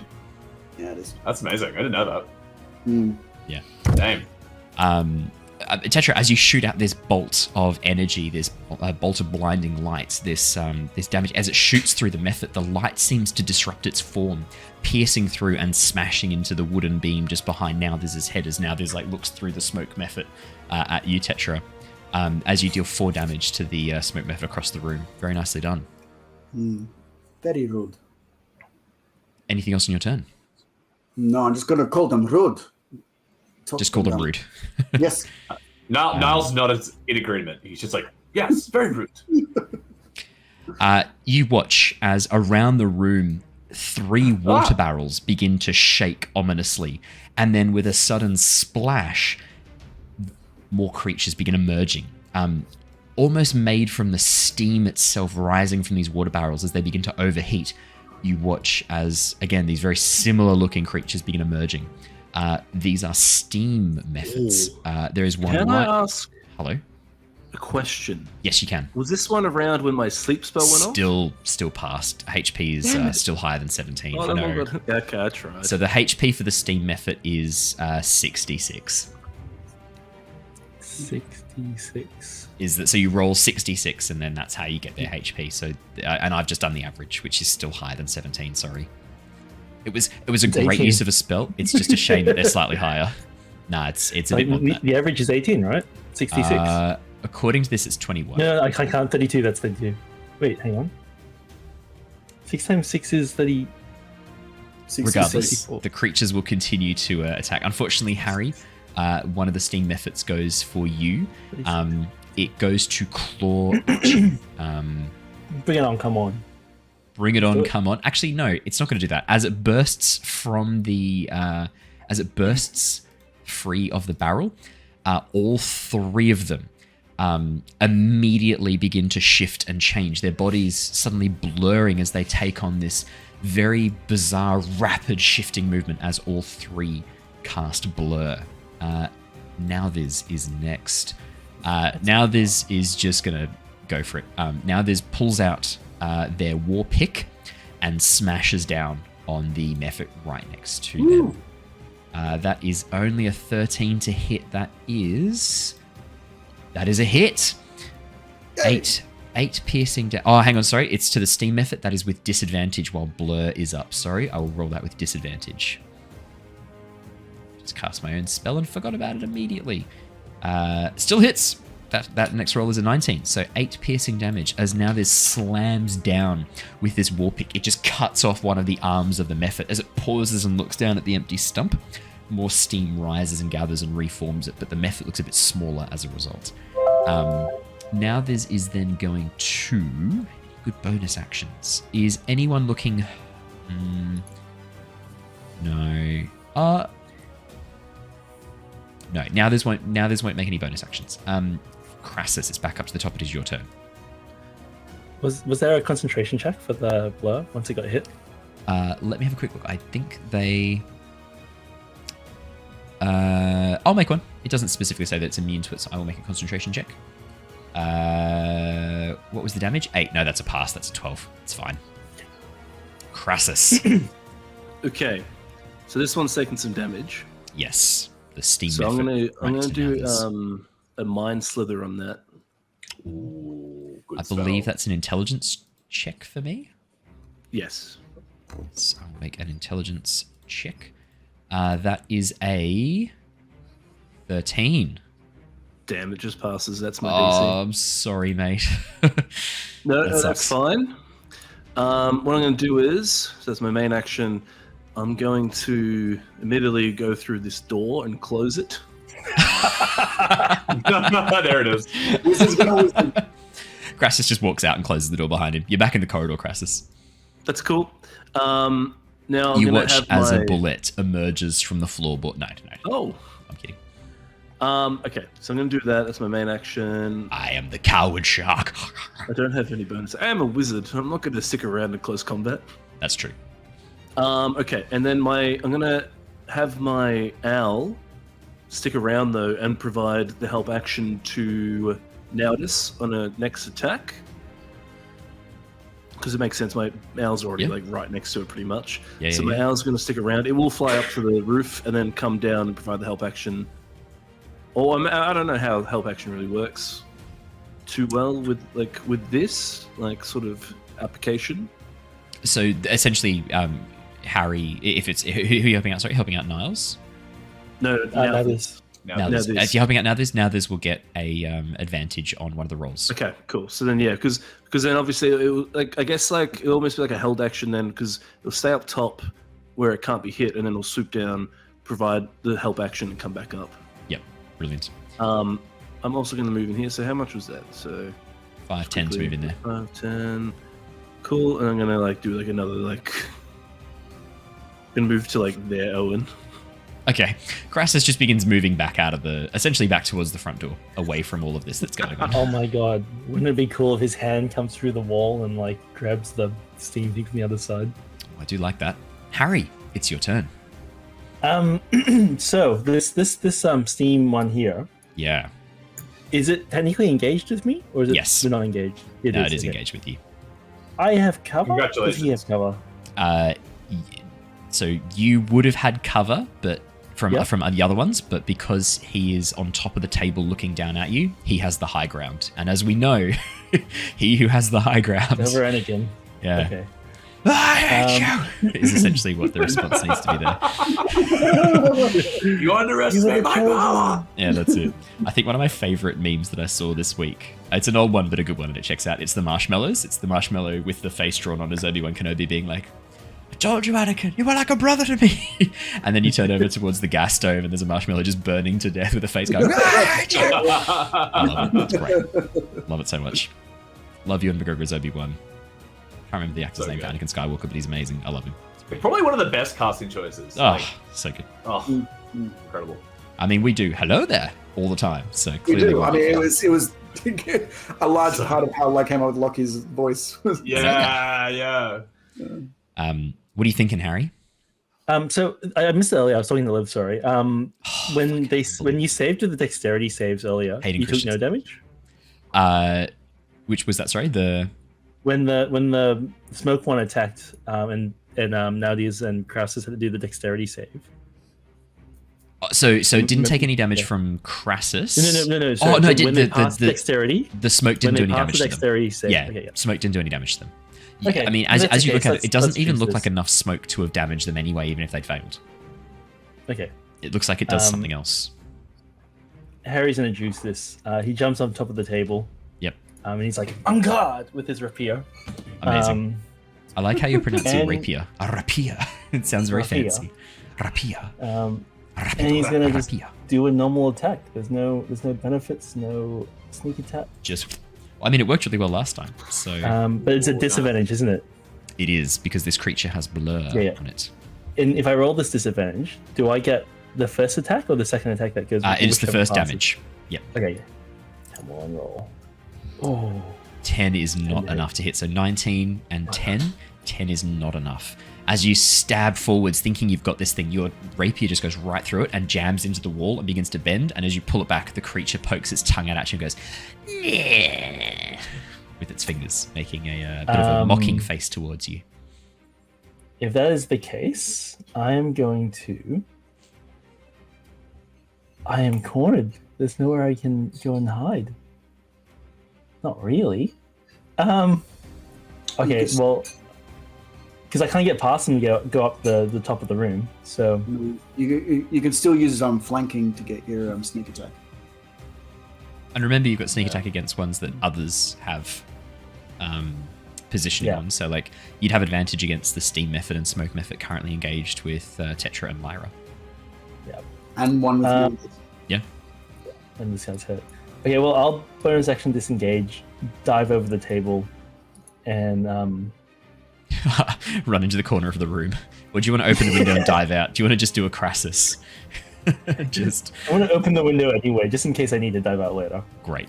You just reach over, open the window. Yeah. I think that's all I can do. Bonus action. Yep, that is my turn. Lyra. He's probably getting like a little bit afraid, like not like pure fear, but she's really uncomfortable with like having all these enemies in. The wizard is just sort of, to her vision, like has just kind of dipped, like Peace. I think ironically, I want to have like on one of Krasus's, like one of the things that he's put forward for by Mira is his bravery, and that's like one of his like qualities. And then as you're watching like the first real fight you're in, you just watch as he just pieces out the front door and he's gone. Shit. You just watch as he just Homer Simpson nopes out of there through the front door, just disappearing into the brush. It's a tactical. It's a tactical retreat. Yeah. He's not wrong. We have searched the whole room. We could just run away. Brave Sir Krasus ran away, bravely ran away. When the methods appeared in the room of the hearth, he had no fear. He went to his heart, he left the room at once. Krasus ran away. Never. I didn't. Oh, I didn't. It's a tactical maneuver. Lyra, You got your surprise when the door opens again, and then I pew pew and then go back in. He's like a rogue. With sort of her fear and stuff, she's sort of the spores that usually are slowly just drifting off her every now and then with movement, all sort of seem to coalesce in its own sort of entity of spore, cloud of spore-like smoke in its way. And she uses her wild shape to summon the entity, the symbiotic entity. Amazing. And yeah, so I haven't really thought up too much what it's like. I'm just sort of imagining like just your general formless goop monster. Well, this is the first time you're summoning it. Maybe this first time is rather more formless, and you can kind of come up with more of what it looks like later on as you get used to it. Randomized cloud. Yeah. Cloud of spores. But and yeah, so I get 8 temporary HP, and I have regrets about my choice of weapon right now because I've also realized that the 1d6 additional damage that I get is for melee weapon attacks. Yes, it is. Yes. And I didn't take Shillelagh. Oh no! So I didn't think that through. But That's yeah. gonna cost you. Bite me in the ass. But you did take Thorn Whip, so Yeah, You did take Thorn Whip. Is that considered a melee weapon attack? no, it's a spell weapon. It's not a melee Change weapon. the concept, by the way. It's a spell weapon attack. And so not really That's okay. having Next any other level up. plan. Next level up, you'll She's be fine. going to try and swing her quarterstaff, just bring it, or 2 hands, bring it down on top of the I kind of love the idea is like as you activate this effect, the mushrooms on your staff pulse and grow a little bit wider, maybe even like softly glowing with this very greenish white fade light. And as you swing it down, there's almost like this after image of spores left in the air that still continue to fall on this creature after you smash down with the quarterstaff. Oh, yeah. Just imagining so, like, yeah, as she's, badass as possible. She's trying. It's so much whip oil. Oh my god, the Avatar Legend memes are real. Whoa, 20's gonna hit. Dirty 20. Damn. A spory 20. I like it. Let's do it. And then That's definitely gonna hit. Obviously, it hits the smoke method. Obviously. Yup. And she doesn't have a shield or anything else, and so I'm just assuming that she's picked this stuff up with 2 hands and has swung for the Just fences. swung down. Yep. Is it gonna go through? That is an awful roll. 0 damage. Wait, how is it 0? Because I have a negative one. One. Oh. But I do get the extra. no! I get an extra d6 of necrotic I can roll. Oh no! Oh, hiya. Wow. She's just grown a mushroom in the wrong place, so instead of hitting, it just goes swoosh. It's like the red and white mushroom. You watch as the method goes boom, boom, boom, and gets bigger as you hit it with a Mario mushroom. Luckily, some necrotic damage then kicks in from the after images of the spores. Oh, that's harsh. That's really harsh. 5 damage is not bad, but that's having a 0 damage. What if it had been negative? Is that? It's not possible. Unless you have like a -2 to strength, does that mean you heal the enemy? It doesn't, obviously. I've wondered that It doesn't. myself. It'd just be 0. It doesn't. But when you can It'd do be a it, straight 0. But it's fun to think about. Negative 1 damage. I guess this is where Shillelagh would. Yeah, really help you out right now. Would help me out. It looks different. You might remember, I don't know if you do remember this, Ali, way back in session 0 and session 1 when we spoke about the spells that you'd taken, and I said, oh, did you want to take Shillelagh? And you were like, no, I don't need Shillelagh. And I was like, you sure? You were like, no, I don't need Shillelagh. And I went, what have you taken instead? You went Thorn Whip. And we all laughed because we were having fun at Matt's expense. And then I went, did you want to swap it for Shillelagh though? You're like, no, Thorn Whip's going to serve me way better. Do you remember that? Yeah, I had a very different level up plan, which I have now completely done a 180 on. All of my initial plans are level just 2. She's already done it at level 2. Look, no plan survives contact with the enemy. It's fine. That's true. That's a good point. That's a very good point. Or session 0, apparently. As you come down with the quarterstaff, it's a perfect strike on its head. It's just a real shame that the mushrooms are facing the wrong way, and instead of like hitting this thing and then covering it in spores, you gently touch it on the face with the mushroom staff, and then as you lift the staff up again, it pushes the spores out of the way. And so the creature sort of like looks around confused, and then finally the spores begin to fall on it, and you watch as they pass through the smoke, begin pulling away at its form, tearing into it as it suffers 5 necrotic damage. I believe that is your full go bonus action and action. Did you want to move or? No, but I am going to use my reaction on the smoke dude's turn as it comes up. Oh yeah. Okay, cool. Niles. Niles is not happy. He's not happy. Why is he not happy? He's not happy. Why are you not I happy? gave you a Niles? chance to leave, Oh, and now you force me no choice. But I have chosen violence. Ah! He's gonna run up to this. I in my mind, Niles doesn't run up. You just take a running leap, and as you fly towards it, wings outstretched, claws like forwards. Yeah. You just like hammer into the thing. Yeah, I mean, Niles probably has his wings out anyway, because it's like a display of like dominance. Defensive position. Yeah. Well, it's a defensive. Owls do this as a defensive thing. Yeah. I can't believe I've watched owl mannerism videos in preparation for tonight. I love you, Matt. I'm really proud of you, Matt. I can't believe this. Because I've also been watching some more David Attenborough's recently, and I was ready to help with any of the so for Jared's familiar, I was ready to help with describing its very particular owl behaviors, but you're going to get some bonus points if you're really spot on. That's really gonna pay off in your favor. Well, the way especially when owls are hot, they ruffle and they to generate airflow. Yeah, so interesting. But anyway, Niles' wings are out anyway as a defensive thing.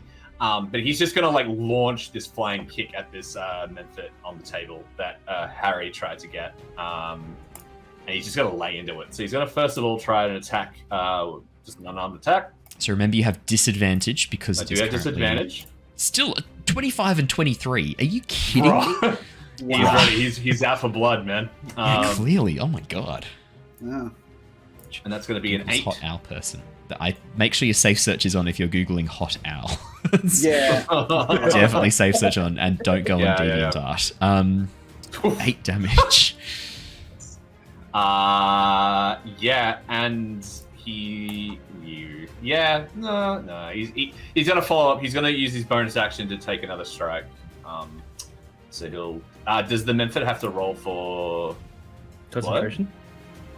Yes, it does. I will roll for concentration right now. Thank you very much. Because it'd be really cool if he dropped it, and it would be so 17. Cool.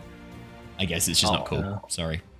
Bugger. Anyway, he follows up with another attack anyway, so that's a 21 and a 25. Are you fucking kidding me? Roll some damage, please, Matt. I don't make the rules, man. I just press the buttons. I just really min-max my owl. 8 damage again. I rolled another 8 as well. That's max damage on the roll. Max damage again. That's a 4.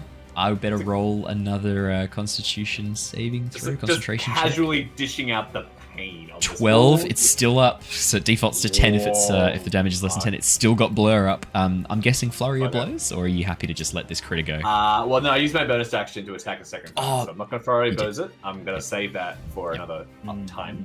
I'm just going to stay here. Yeah, cool. Yeah. Smoke methods. The smoke method that is currently looking down. Oh yeah. Ali put her hand. I was going to say, just because he's just started his turn, if I can activate my reaction.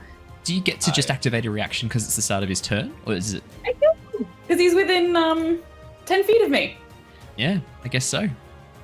And so just there's like a little sort of fairy circle of mushrooms. Or it starts its turn there. Yeah, Halo Spore. So normally you don't just get to activate your action unless there's a trigger, but for this one, there specifically is a trigger if it starts its turn within 10 feet of you. If it starts its turn there or finishes its turn, or if it moves into a space within 10 feet of you or starts its turn there, and then it makes a con save. I better make a con save. Con save 13. It means the Steam one's also in that 10-foot radius as well, right? I think it's just one I can only creature. do it once. So, one creature. Yep. Yeah. Constitution saving throw. 19. Ooh. Get on my level. Wow. As you pull out some pocket spores and go into its face, the smoke method just sort of looks towards you. It is then going to. Who's the biggest threat at this They're all pretty point? small threats. Yeah. Probably what? Sorry. I think the biggest threat's out the window. And that's Yeah, he's outside. He's outside. Oh, you're right. He uses its full action to give you a little kiss on the cheek and fly out the window. No. I'm going to roll because it is currently engaged with 2 people. Dave's looking really happy again. Dave, could you roll a d4 for me, please? So it's your fault if the characters get hurt. D4. 1-2 is Tetra, 3-4 is Lyra. That is a 2. Tetra. The smoke method reaches forwards with its claws and tries to gore you, Tetra. Oh, I'm guessing a 21 hits. Yeah. That's going to be 6 slashing damage as these claws of smoke suddenly solidify and it strikes into you, trying to tear out a fragment of your crystal. That's not much. That's How much damage? I need that. Get away. 6 points of damage. Yes, that hurt.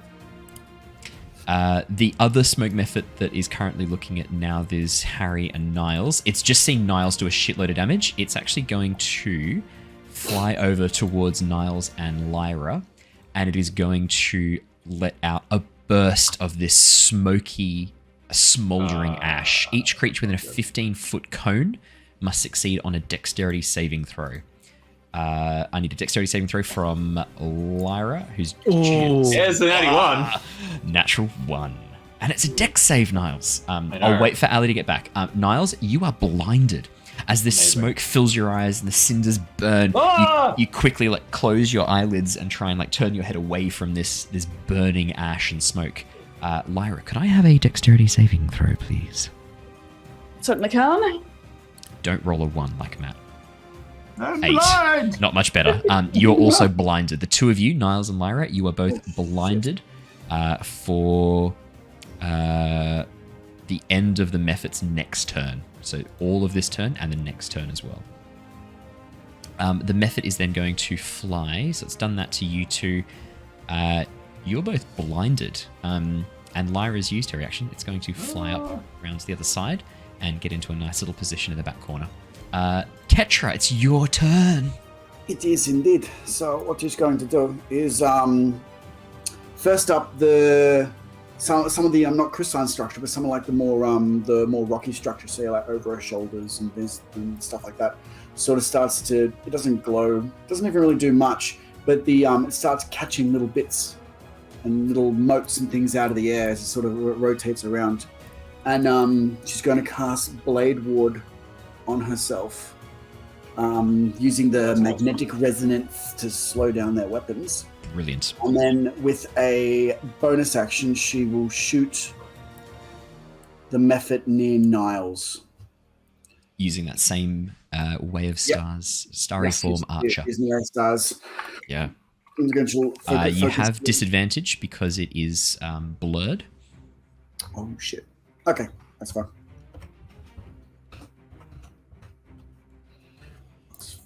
And the buffs and debuffs that these guys have. Yep. Yeah, I know. Yeah. Nasty. It's funny, when I put through this number of methods on Cobalt Fight Club, it said that this was an impossible fight, but you guys are doing okay. I'm kidding. Tetra, natural 1! As you shoot forward this blast of light now, this has to narrowly duck underneath as it goes a little bit to the right and almost strikes Nauthiz in the head. Ugh. Sorry! Oh dear. Why are you shooting at me? I'm on your side. Wait, he didn't see that. That wasn't me now. Mm-mm. Nauthiz isn't blinded. Oh, isn't he? Nauthiz is not blinded. They haven't had any smoke. Tetra looks very embarrassed being caught in a lie. It's just Niles and Lyra. The steam methods. The steam methods. If No, you it was- face no, a no, steam it was method, the one you're in gonna Niles. get It was burned. the one next to Niles, not the one next to now. There's a steam method here, steam method here, Yeah. steam method here. Oh, which one were you aiming at? The one next to Niles? Yeah. Oh, misses anyway now, and just narrowly misses Niles, and Niles doesn't see, so you've got no idea. I thought you were aiming for the one near Nauthiz. Sorry, Oh, okay. that was my bad. I misheard you. The steam methods. They're really happy that you've been blinded by the smoke methods, and they're going to absolutely take advantage of that. They have advantage against you. Every creature attacking you guys has advantage. One of the steam method that's engaged with Tetra is actually going to fly around Tetra and towards Lyra, so it has access to both of you, not leaving your threatened space, Tetra, as it scoots around to the side and makes an attack against Lyra. Lyra, that is a... does a 16 hit you? Yeah. Don't get sad, because that's only going to deal 2 slashing damage and 1 fire damage as I roll pretty much the lowest I possibly can on that attack. 2 slashing, 1 fire. The other steam method... Oh, sorry, it does have advantage. Doesn't matter. Still hits. I won't. I'll roll in case it's a nat 20. Nah, it's not a nat 20. Niles, the other steam method goes for you, taking advantage of your blinded state. A 5 doesn't hit you. What about a 19? Does hit me. That is going to be 2 slashing damage and 2 fire damage as it strikes forwards and burns you. The last steam method is going to make an attack against Nauthiz. It does not have advantage because Nauthiz is not blinded. That is a 7. Just as these steam claws rake across Nauthiz's stone body, Nauthiz looks down and then looks at the steam method and goes, "What are you trying to do?" As the creature sort of looks in confusion, unsure why it's unable to hurt Nauthiz. Rather perfectly, it's Nauthiz's turn next. Nauthiz just pulls out the pickaxe and goes for another swing. Does a... She has advantage as well. What? From the help action with my owl. Oh, that cancels out the disadvantage from the blur, so that's perfect. I'll just take the first roll. That is a 12, which is exactly enough to hit. That is the armor class. Yeah, actually, it's more than, sorry. That's the smoke methods that have that. It's definitely enough to hit. That is 8 piercing damage, and Nauthiz, seeing this thing weakened, is going to do an action surge and try and finish this thing off in a single blow. I'm sure that this would be approved. Yeah, 1 time per short rest. Yeah. Nauthiz is going to make another attack. That is with disadvantage because the help action only applies to 1 roll, but that's still enough to hit, and that is 10 damage. And you watch as Nauthiz just obliterates this steam method, cutting through and dissipating it as it explodes into steam. Nauthiz will need to make a dexterity saving throw as this thing explodes into hot steam, showering the area around. It's only Nauthiz who's in range. That's a pass. Nauthiz takes no damage. You just watch as Nauthiz just rushes in with a pick, goes boom, boom, and the thing explodes. And as the steam dissipates, you just watch Nauthiz like with her head kind of cocked, looking down at the steam that's slowly dissipating, and goes, "I got one." Krasus, Good job. It is your turn. Okay, I'm gonna walk to the door. I'm gonna open it. Do you know what I find funny? This whole time, Krasus hasn't been able to see into the room. So he's got no idea what's going on in the room. So this whole time, Jared's just been looking at a corridor, waiting for his turn. I have. It's different for stream because they can see everyone's viewpoints. But yeah, Hey, but this look, whole thing. You're a wizard. I have 14 HP. Like, it's not horrible. I have plus 2 cons. hits, you could be down. 2 hits, you'd be. That's what I mean. So that's why I like the corridor is my best friend. Corridor's I your live best in the friend. corridor. Okay, I'm gonna stay here. Okay, so I've still got 4 left. You just stand in the just doorway, took looking those in, out. peeking around, being like, "Oh, there's 1, 2, 3, 4. Yes." Have any of them taken damage? You don't know because you haven't been in the room. That's a good point. It looks like the one that's up against Niles, the steam method, is looking the most incorporeal. You can see parts of it are still haven't reformed. Yeah. The steam seems to be wearing thin. Okay, all right. Let's. All right, let's blast out a magic missile, shall we? Why not? Ooh. Roll me some d4s. So they're automatically going to hit. All right. So when the darts will strike simultaneously, and you can direct them to hit one creature or several. So do I have to pick my targets out first? Yes, before you roll the damage. Yeah, definitely. Okay. So Matt's Keep been in mind doing that this one. they have blur as well. Don't forget the. Doesn't matter. It automatically hits. Automatically hits. Oh my Magic missile. gosh! Even for the ones with blur. Magic missile. Okay, I'm going to pump one into this one. Hopefully that might be enough. We'll find So out. one into the one that's engaged with Niles, the one that looks the most hurt. Yes, Niles, he's got his turn coming up, so even if it doesn't die, he can deal with it. And then I'll pump two into this smoke one that's blurring around like crazy. Yeah, so not there's smoke, steam. Yeah, so over towards the eastern wall is the steam method that's currently engaged with Lyra and Tetra, the one that did quite a hefty blow on Lyra. The other steam method, the one that's more hurt towards the south, currently floating above a table, harassing Niles. So that was two against the one on Niles. That probably won't kill. One against Niles. Oh, one against the one on Niles and two against the one on Lyra? Yeah, so one and two. Niles can still hit it and then So move somewhere else. two Hit something damage. else. Two damage against the one against Niles. The one that's fighting All of Niles you to looks assume so that I can hurt. hit anything. Yeah, he is blind. He's but blind. it's alright. So Harry's Although you don't know that though. blind. That's true. Like you see sort of Niles like scrunching up his eyes, like trying to like wipe away at them, and you're not really sure what's going on. There's also Niles also has a face full of ash, as does Lyra. There's like this black soot covering over their face. That's fine. But yeah, so 2 here and then 7 force damage here. Yep, 2 damage against the one against Niles, 2 damage against the one that's going for Lyra and Tetra. Sorry, 7 damage to the one that's going for Lyra and Tetra. Done. That's all force. Anything else on your turn, Krasus? This is my main action. I don't have any bonus actions. I'm going to close the door again And move out of the way. and move out Amazing. the way. I will direct my owl to...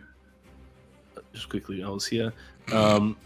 So now this is all over here. Now she's got a bit of a way to go. I'm going to give the help action to Niles on his next attack. So you just point to your owl, whistle, and point at Niles, and the owl swoops in and begins trying to assist Niles. Brilliant. Awesome. Harry! Harry! Hey. I'm saying Harry, Yes. it's your turn. Harry. Harry. Question mechanically, right? Hello. Niles has disadvantage because of blur. Niles also would have disadvantage because of blinded, but now he has advantage because of the help action. So it's just Is a that flat still roll. neutral? Just a flat It's- roll. because Because you even though can't it's stack advantage disadvantage. So if you've got a disadvantage, it's just a disadvantage. That help action is awesome. Okay, Help's great. cool. Very useful. That's the case. Harry will. Why not? Why not, Dave? If I shoot from hidden against a blurred thing, I don't have sneak It's a flat attack roll. because it's Yeah. It's 'cause But I'm if you've not got an ally within 5 feet of that creature, you do get sneak attack. okay. So if you're wondering about the smoke method and steam method currently engaged with Tetra and Lyra, yes, you would have sneak attack because they're currently attacking your friends and they're distracted by focusing on Lyra and Tetra. That's the way to think about sneak attack in this case. You're kind of waiting for an opportune moment when a creature that's fighting another creature has let its guard down, and you're quickly dealing some extra damage by shooting a weak point on it. okay, Harry will then take a bonus action hide. Brilliant. Do you want to make a As stealth check for me? as he's like hiding behind these chairs, everyone's distracted, and he's just like sneaking around the back there. Harry, as you duck behind the table and begin crouching down, you see half a carrot just sitting on the floor right there. That was Oh in my that God. 20 in the Nat stealth. 20 for stealth. Harry, you just duck under the table, and as soon as you get under the table, it's really dark, it's really shadowed. You pull your hood up, tucking your ears away. As you look around, no one seems to have noticed you. You think you got away with this in the chaos and confusion of Krasus suddenly firing off these magic missiles. You've ducked under the table. You're pretty sure you're hidden. And Harry somehow has half a carrot in his mouth and he's chewing it. So I'll take a shot against this. The steam method that's one. currently engaged with Lyra and Tetra over by the far Yep. eastern wall. Absolutely. My advantage gets rid of the disadvantage. Yes, it does. So it's just a flat roll. +2 because of flank, or no, because it's a ranged attack. It's currently not flanked from that position. So the way it would work, for example, if you wanted to get a +2 is if Lyra was standing on the other side of it. Behind. Okay. Yeah. Yep. I'll forfeit. I think the steam ones are pretty dangerous. I'll take a shot at the steam one. Brilliant. Shooting just through the gap between Lyra and the smoke method to hit the steam method behind. Looking for a good roll. 22 is a good roll. 2 to hit. Good roll. 4 That's 10 piercing. damage to it. 6 sneak attack. I almost said snick seek attack. Sneak attack. Snick attack. Snick attack. 4 piercing, 6 sneak attack for a total of 10 damage. Oh, this crossbow bolt right through into the back wall. You think for a second as it goes straight through, you're like, oh no, I missed. And as the Mephit kind of turns looking for the source of the crossbow bolt, you can see half its face is gone, just dissipated by this crossbow bolt. It seems rather hurt. I better make a concentration Not check. dead. Between that and the... Did you do the concentration check for the magic javelin before? Yes, I did. That was against a different one. Damn. And it's still... Oh, my bad. Still passed. Oh, good. These guys don't have terrible con. I say that. That is... No, that's a fail because the total damage is... Oh, it doesn't matter because it's 10 anyway. That's a fail. You watch as the steam method that's engaged with Lyra and Tetra is no longer blurred. It is now moving like in a much more normal manner. The steam dissipating off it, no longer hiding it from sight. Then, so Harry uses his action as bonus action. He's obviously not hidden anymore. He jumps on top of the table and then jumps behind this guy here to give Niles flanking when it's his turn. It helped. Brilliant. Lyra, it's your turn. You're blind. Lyra is pretty terrified right now. Like, it's in a The fight last thing you surrounded saw was this by- creature turning towards you going with smoke, and now you're blinded. You're like your eyes are burning. You're sort of like trying to wipe away the ash and soot. It hurts. Not enough to deal damage, but it's painful and uncomfortable. So for a bit of flavor, I feel like sort of the entity sort of maybe in like a protective kind of way sort of starts stomping on the ground, like big sumo-like whack. And Lyra is going to cast Earth Tremor in Ooh. 10-foot range, Very nice. which I think would just be sort of on herself. So she doesn't want it to hit Tetra, but I'm assuming it's just sort of like this. I can't even remember how to draw the circle-y thing. Like a 10-footy kind of dude that's like fine. that. Yep. But yeah, so DC 13. So, are you going to be caught up in this? I'm just noticing the No, position. because she's exempt. Oh, Each creature other than you in the area. Oh, brilliant. All right, what do I make? Sorry, dexterity save? Yeah, Dex 13. Dex 13. I'll roll 1 for the steam, 1 for the smoke. That is a 14 for the steam, but a 7 for the smoke. Ooh. Hell yeah. 1d6 bludgeoning, and he's prone, if he can be. He can be knocked prone. Even though they've got a flying speed, they can be knocked prone, definitely. Roll me some damage. 4 damage. Very nice. Very nice indeed, old man. And the ground, is it like... Oh no, because it's wooden ground, isn't it? It's wood, so that it doesn't, like, earth doesn't burst through showering, but it kind of, like, causes this, like, brief momentary shudder as you activate this effect. Nicely done. Anything else on your turn, Lyra? No, I think if she probably can, she probably sort of just crouches down and curls up into a ball. Like, not in a hiding way, just in a... Fuck this shit. Please, no organs. Protect the organs. Stay in there. Daddy needs you. Niles, it's your go. Yeah, Niles isn't having a good time. His big owl eyes, who'd have thought was his weakness? And he's like trying to blink very slowly, like trying to clear his vision. He's just gonna try. He doesn't have any special abilities. He's just gonna try and strike as best as he can. So that's what he's gonna do. He is going to just attack at the striking out at the method. He's At gonna. least the first one, it's just a flat roll. Flat roll and +2 to your attack as a flank. That's very good. All right. That's I 20 like those plus 2. chances. 20. Yeah. Nice. That hits. For an 8 again. Can I just roll? I'm just gonna roll a couple more times. Yeah, 6 and 7 there. Yeah, there we go. So it's Oh, when it doesn't You don't matter. have plus Yeah, critical. That's still it is a 1 in 4 chance, though. That's still really good. Niles, how do you want to do this? Hey! Damn, I'm just Niles. You don't even know that you've done this, but No, he doesn't. He's just like, oh, my eyes, and then he just lashes out like with another strike. He's just kind of like, yeah, and he just like strikes with his talons. you feel some resistance, and then this burning heat as the method explodes. I need Niles and Harry to both make me dexterity saving throws, please. Yes. If I fail, I can use my It's better. reaction to increase Please as well. pass. Saving throw. Natural 20. Oh, it's not 20. Oh, hell 25. yeah. You both pass. Both of you just like duck as this explosion of steam fires out from this method, filling the air with this very hot steam, but doesn't do any damage to you guys. I like to think it's perfectly symmetrical in the opposite direction. Yeah, Really. exactly. It just goes out towards the empty fire pit now. Anything else on your turn, Niles?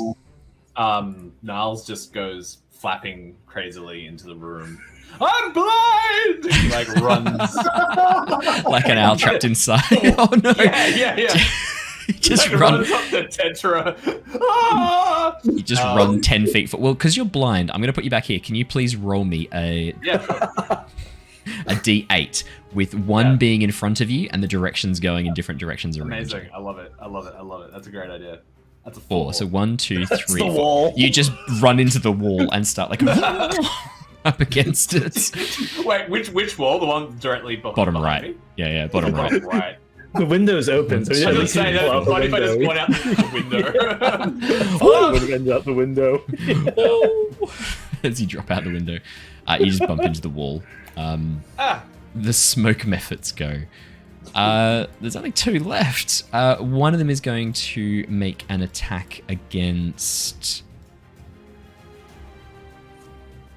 Tetra or Lyra. It can see Lyra is blinded. It's gonna make an attack against Tetra. No, it's gonna make an attack against Lyra. I'm so sorry, Lyra. It's going for. It's going to try and use its blinded, so it has advantage on this. It knows that it's blinded. It's going to fade. Entity has her back. 23. That might hit, maybe. 5 slashing damage. Alright, the entity dissipates Oh no. into a cloud of spores. And the other smoke method is going to move out of your range to make an attack against Niles. You get an attack of opportunity as a reaction. Oh, no, you've used your reaction, haven't you? Oh no, you haven't this turn. You haven't used it yet. Yep. Yeah, she can try. Yeah, you got disadvantage, but you can give it a go. Alright, let's roll this twice. It's going to be that's like not gonna hit. Please be a 0. No, 9. And the second one, 7. Nah. The next one's going to make an attack against Niles while he is blinded. Oh my god! Natural 1. You're bad. Natural 1 and a 9. So I like to imagine that like Niles is in such a state trying to get his eyes fixed that he's just like moving around so sporadically. just so chaotically, yeah. That's trapped inside. It's impossible. Yep, that's They're just exactly what freaking out. happens. Yeah. He's That's just it. flapping and like he's just like oh. Do you know what I imagine when you did your run before? Because there was this pause as you took it out, and then there's this moment where it's like, my name is Giovanni Giorgio, but everyone calls me Giorgio, and then you run into the wall. And then you just begin dodging all these attacks as you're just going like, ah! And as it tries to hit you, it's just unable to. Tetra, it's your turn. Okay, so one of these is fallen on the is prone. Which one? The one directly down from you, the smoke method, is currently prone. Oh, it would have used half its movement to stand up at the beginning of its turn, so it's not prone. Right. Sorry. Okay.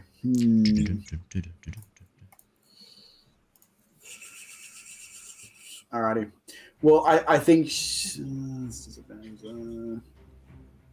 Can I possibly shoot the one down the bottom? Down here, or am I in complete cover because of these two? Just the one that's engaged with Niles, you're kind of shooting through two enemies, Lyra and kind of Niles. It's probably a bit of a stretch without moving into a more advantageous position. Okay. Well, I will just slink around this one. I'll take the attack of opportunity from the other. Niles and Lyra, you are no longer blinded. The smoke methods have had their turn. I will remove your blinded conditions. Oh, yay. Yeah. Cool. That's amazing. All right. I'm just going to slink around away from the steam method. The steam method will make an attack of opportunity. Sorry, Tetra. Yeah. That is a 4. Does not hit. Oh, wow. Carry on. That's not. Okay. Would have been good damage too. It's a shame. All right. So yeah, she's going to use just her inner light again, and possibly a little beam of light comes, sort of like slowly shines through the window as she casts Guiding Bolt and connects all the 3 lights together. From her to the method and out the window. And the one that's targeting Niles? Yes. Brilliant. Make me a ranged attack roll, please. 19 is going to hit. 19 hits. Roll me some John DiMaggio's. 17? Whoa. How do you want to do this? Whoa! So as I was saying, as it gets closer to the window, which has been open before, there's just sort of like a soft light that's like sort of drifted through, and Tetra will basically triangulate, and a beam of light, almost like a torchlight, comes from around her, and then connects to the method and out the window, and then those two together just explodes into darkness. The 5-foot sphere centered on its space is now heavily obscured with smoke, but that doesn't affect you guys because it's just the space where it was. That's the 5-foot space. Anything else on your turn, Tetra? Yeah, bonus action. She'll take a shot against this one here. Actually, no, she'll move just there and then take a shot against that one. Nice. Yep. Use your bonus action. Yeah. Brilliant. Again, sorry, never mind. If that hits Tetra, this might be the rare double knockout. There we go. Oh, a 20. Yep, dirty 20. That's going to hit. How do you want to do it? Oh shit! Not even roll for damage. Okay, so all right. As it settles, she'll spin around and sort of wind up, and a little beam of light, ding ding ding, bounces between her and grows and shoots out. Oh. As the light shines through, this spectral bolt created from the light of the constellation smashes through this creature. The steam just dissipates. I'm so sorry, Lyra. You are within range. I am going to need you to make me a dexterity saving throw. Oh, Lyra. I know. 10. No. Oh no. 10 is the DC. Oh. It's DC 10. Meets it, beats it. You do not take any damage. Yay. That was a very exciting yay. Yay. Well, maybe if we're doing the Monty Python references, there's one. Exactly Yeah. right. Tetra, anything else on your guy? I think that's your full turn. I think it is, yeah. The steam methods are all dead. So, they're gone. Next up is Nauthiz. Nauthiz is going to move 5, 10, 15, 20, 25, and just smash down on this thing. Can Nauthiz do it? Let's have a look.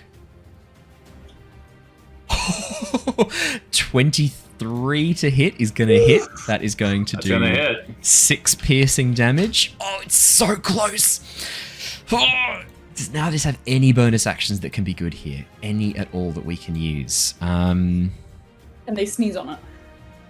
Bit of poison damage. No, there's nothing. There's nothing. Nauthiz has no bonus actions, unfortunately. Nauthiz is then going to move one up out of the way, just to keep a clear shot and look back and go, I think the wizard's turn next. Krasus, your turn. I open the door and see one remaining. There's just one remaining. I see you guys need some help, I guess. Never fear, I'm here. I shall save the day. Yeah. What would we do without you? Tetra, please. We traveled for so long together.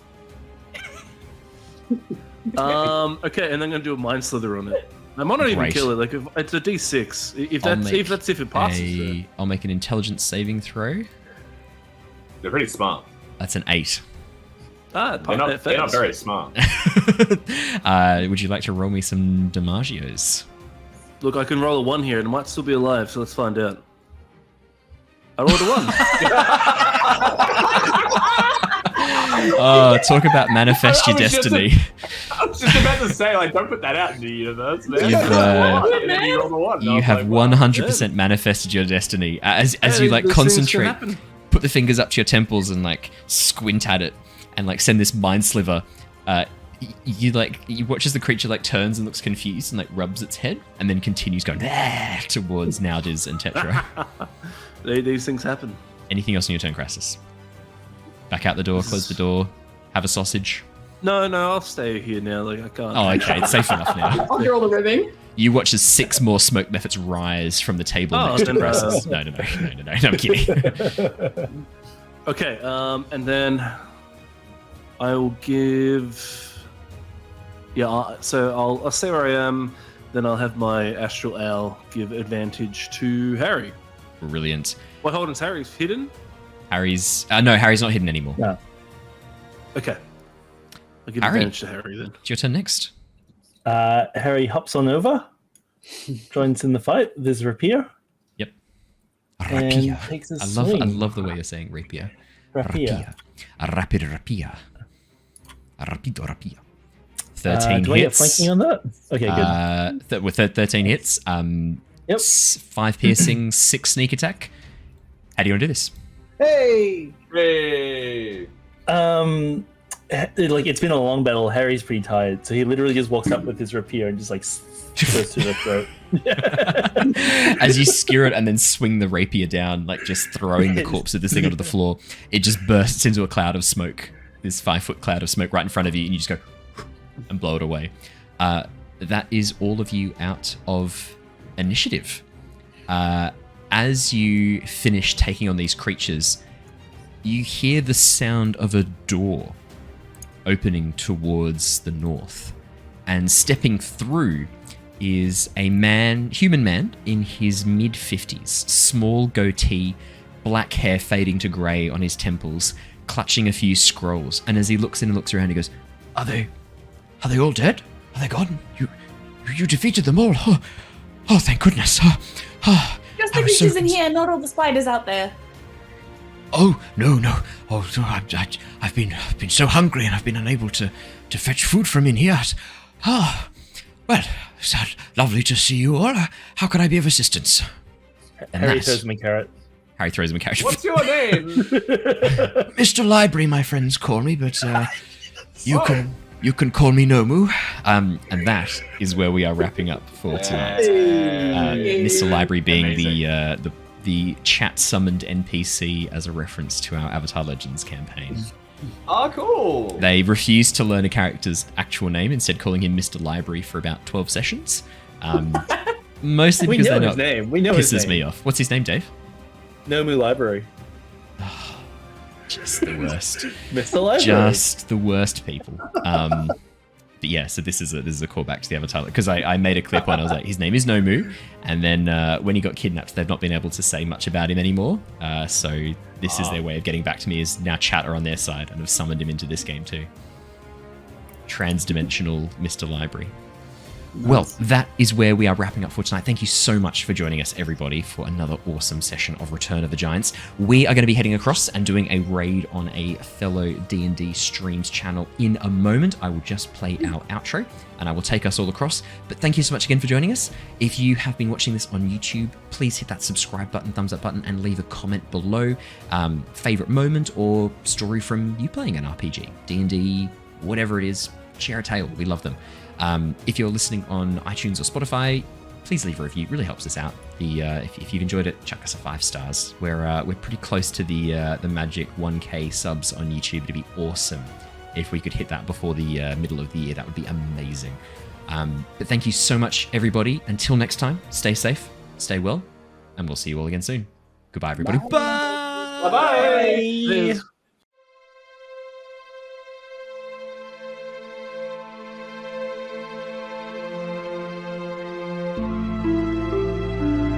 you.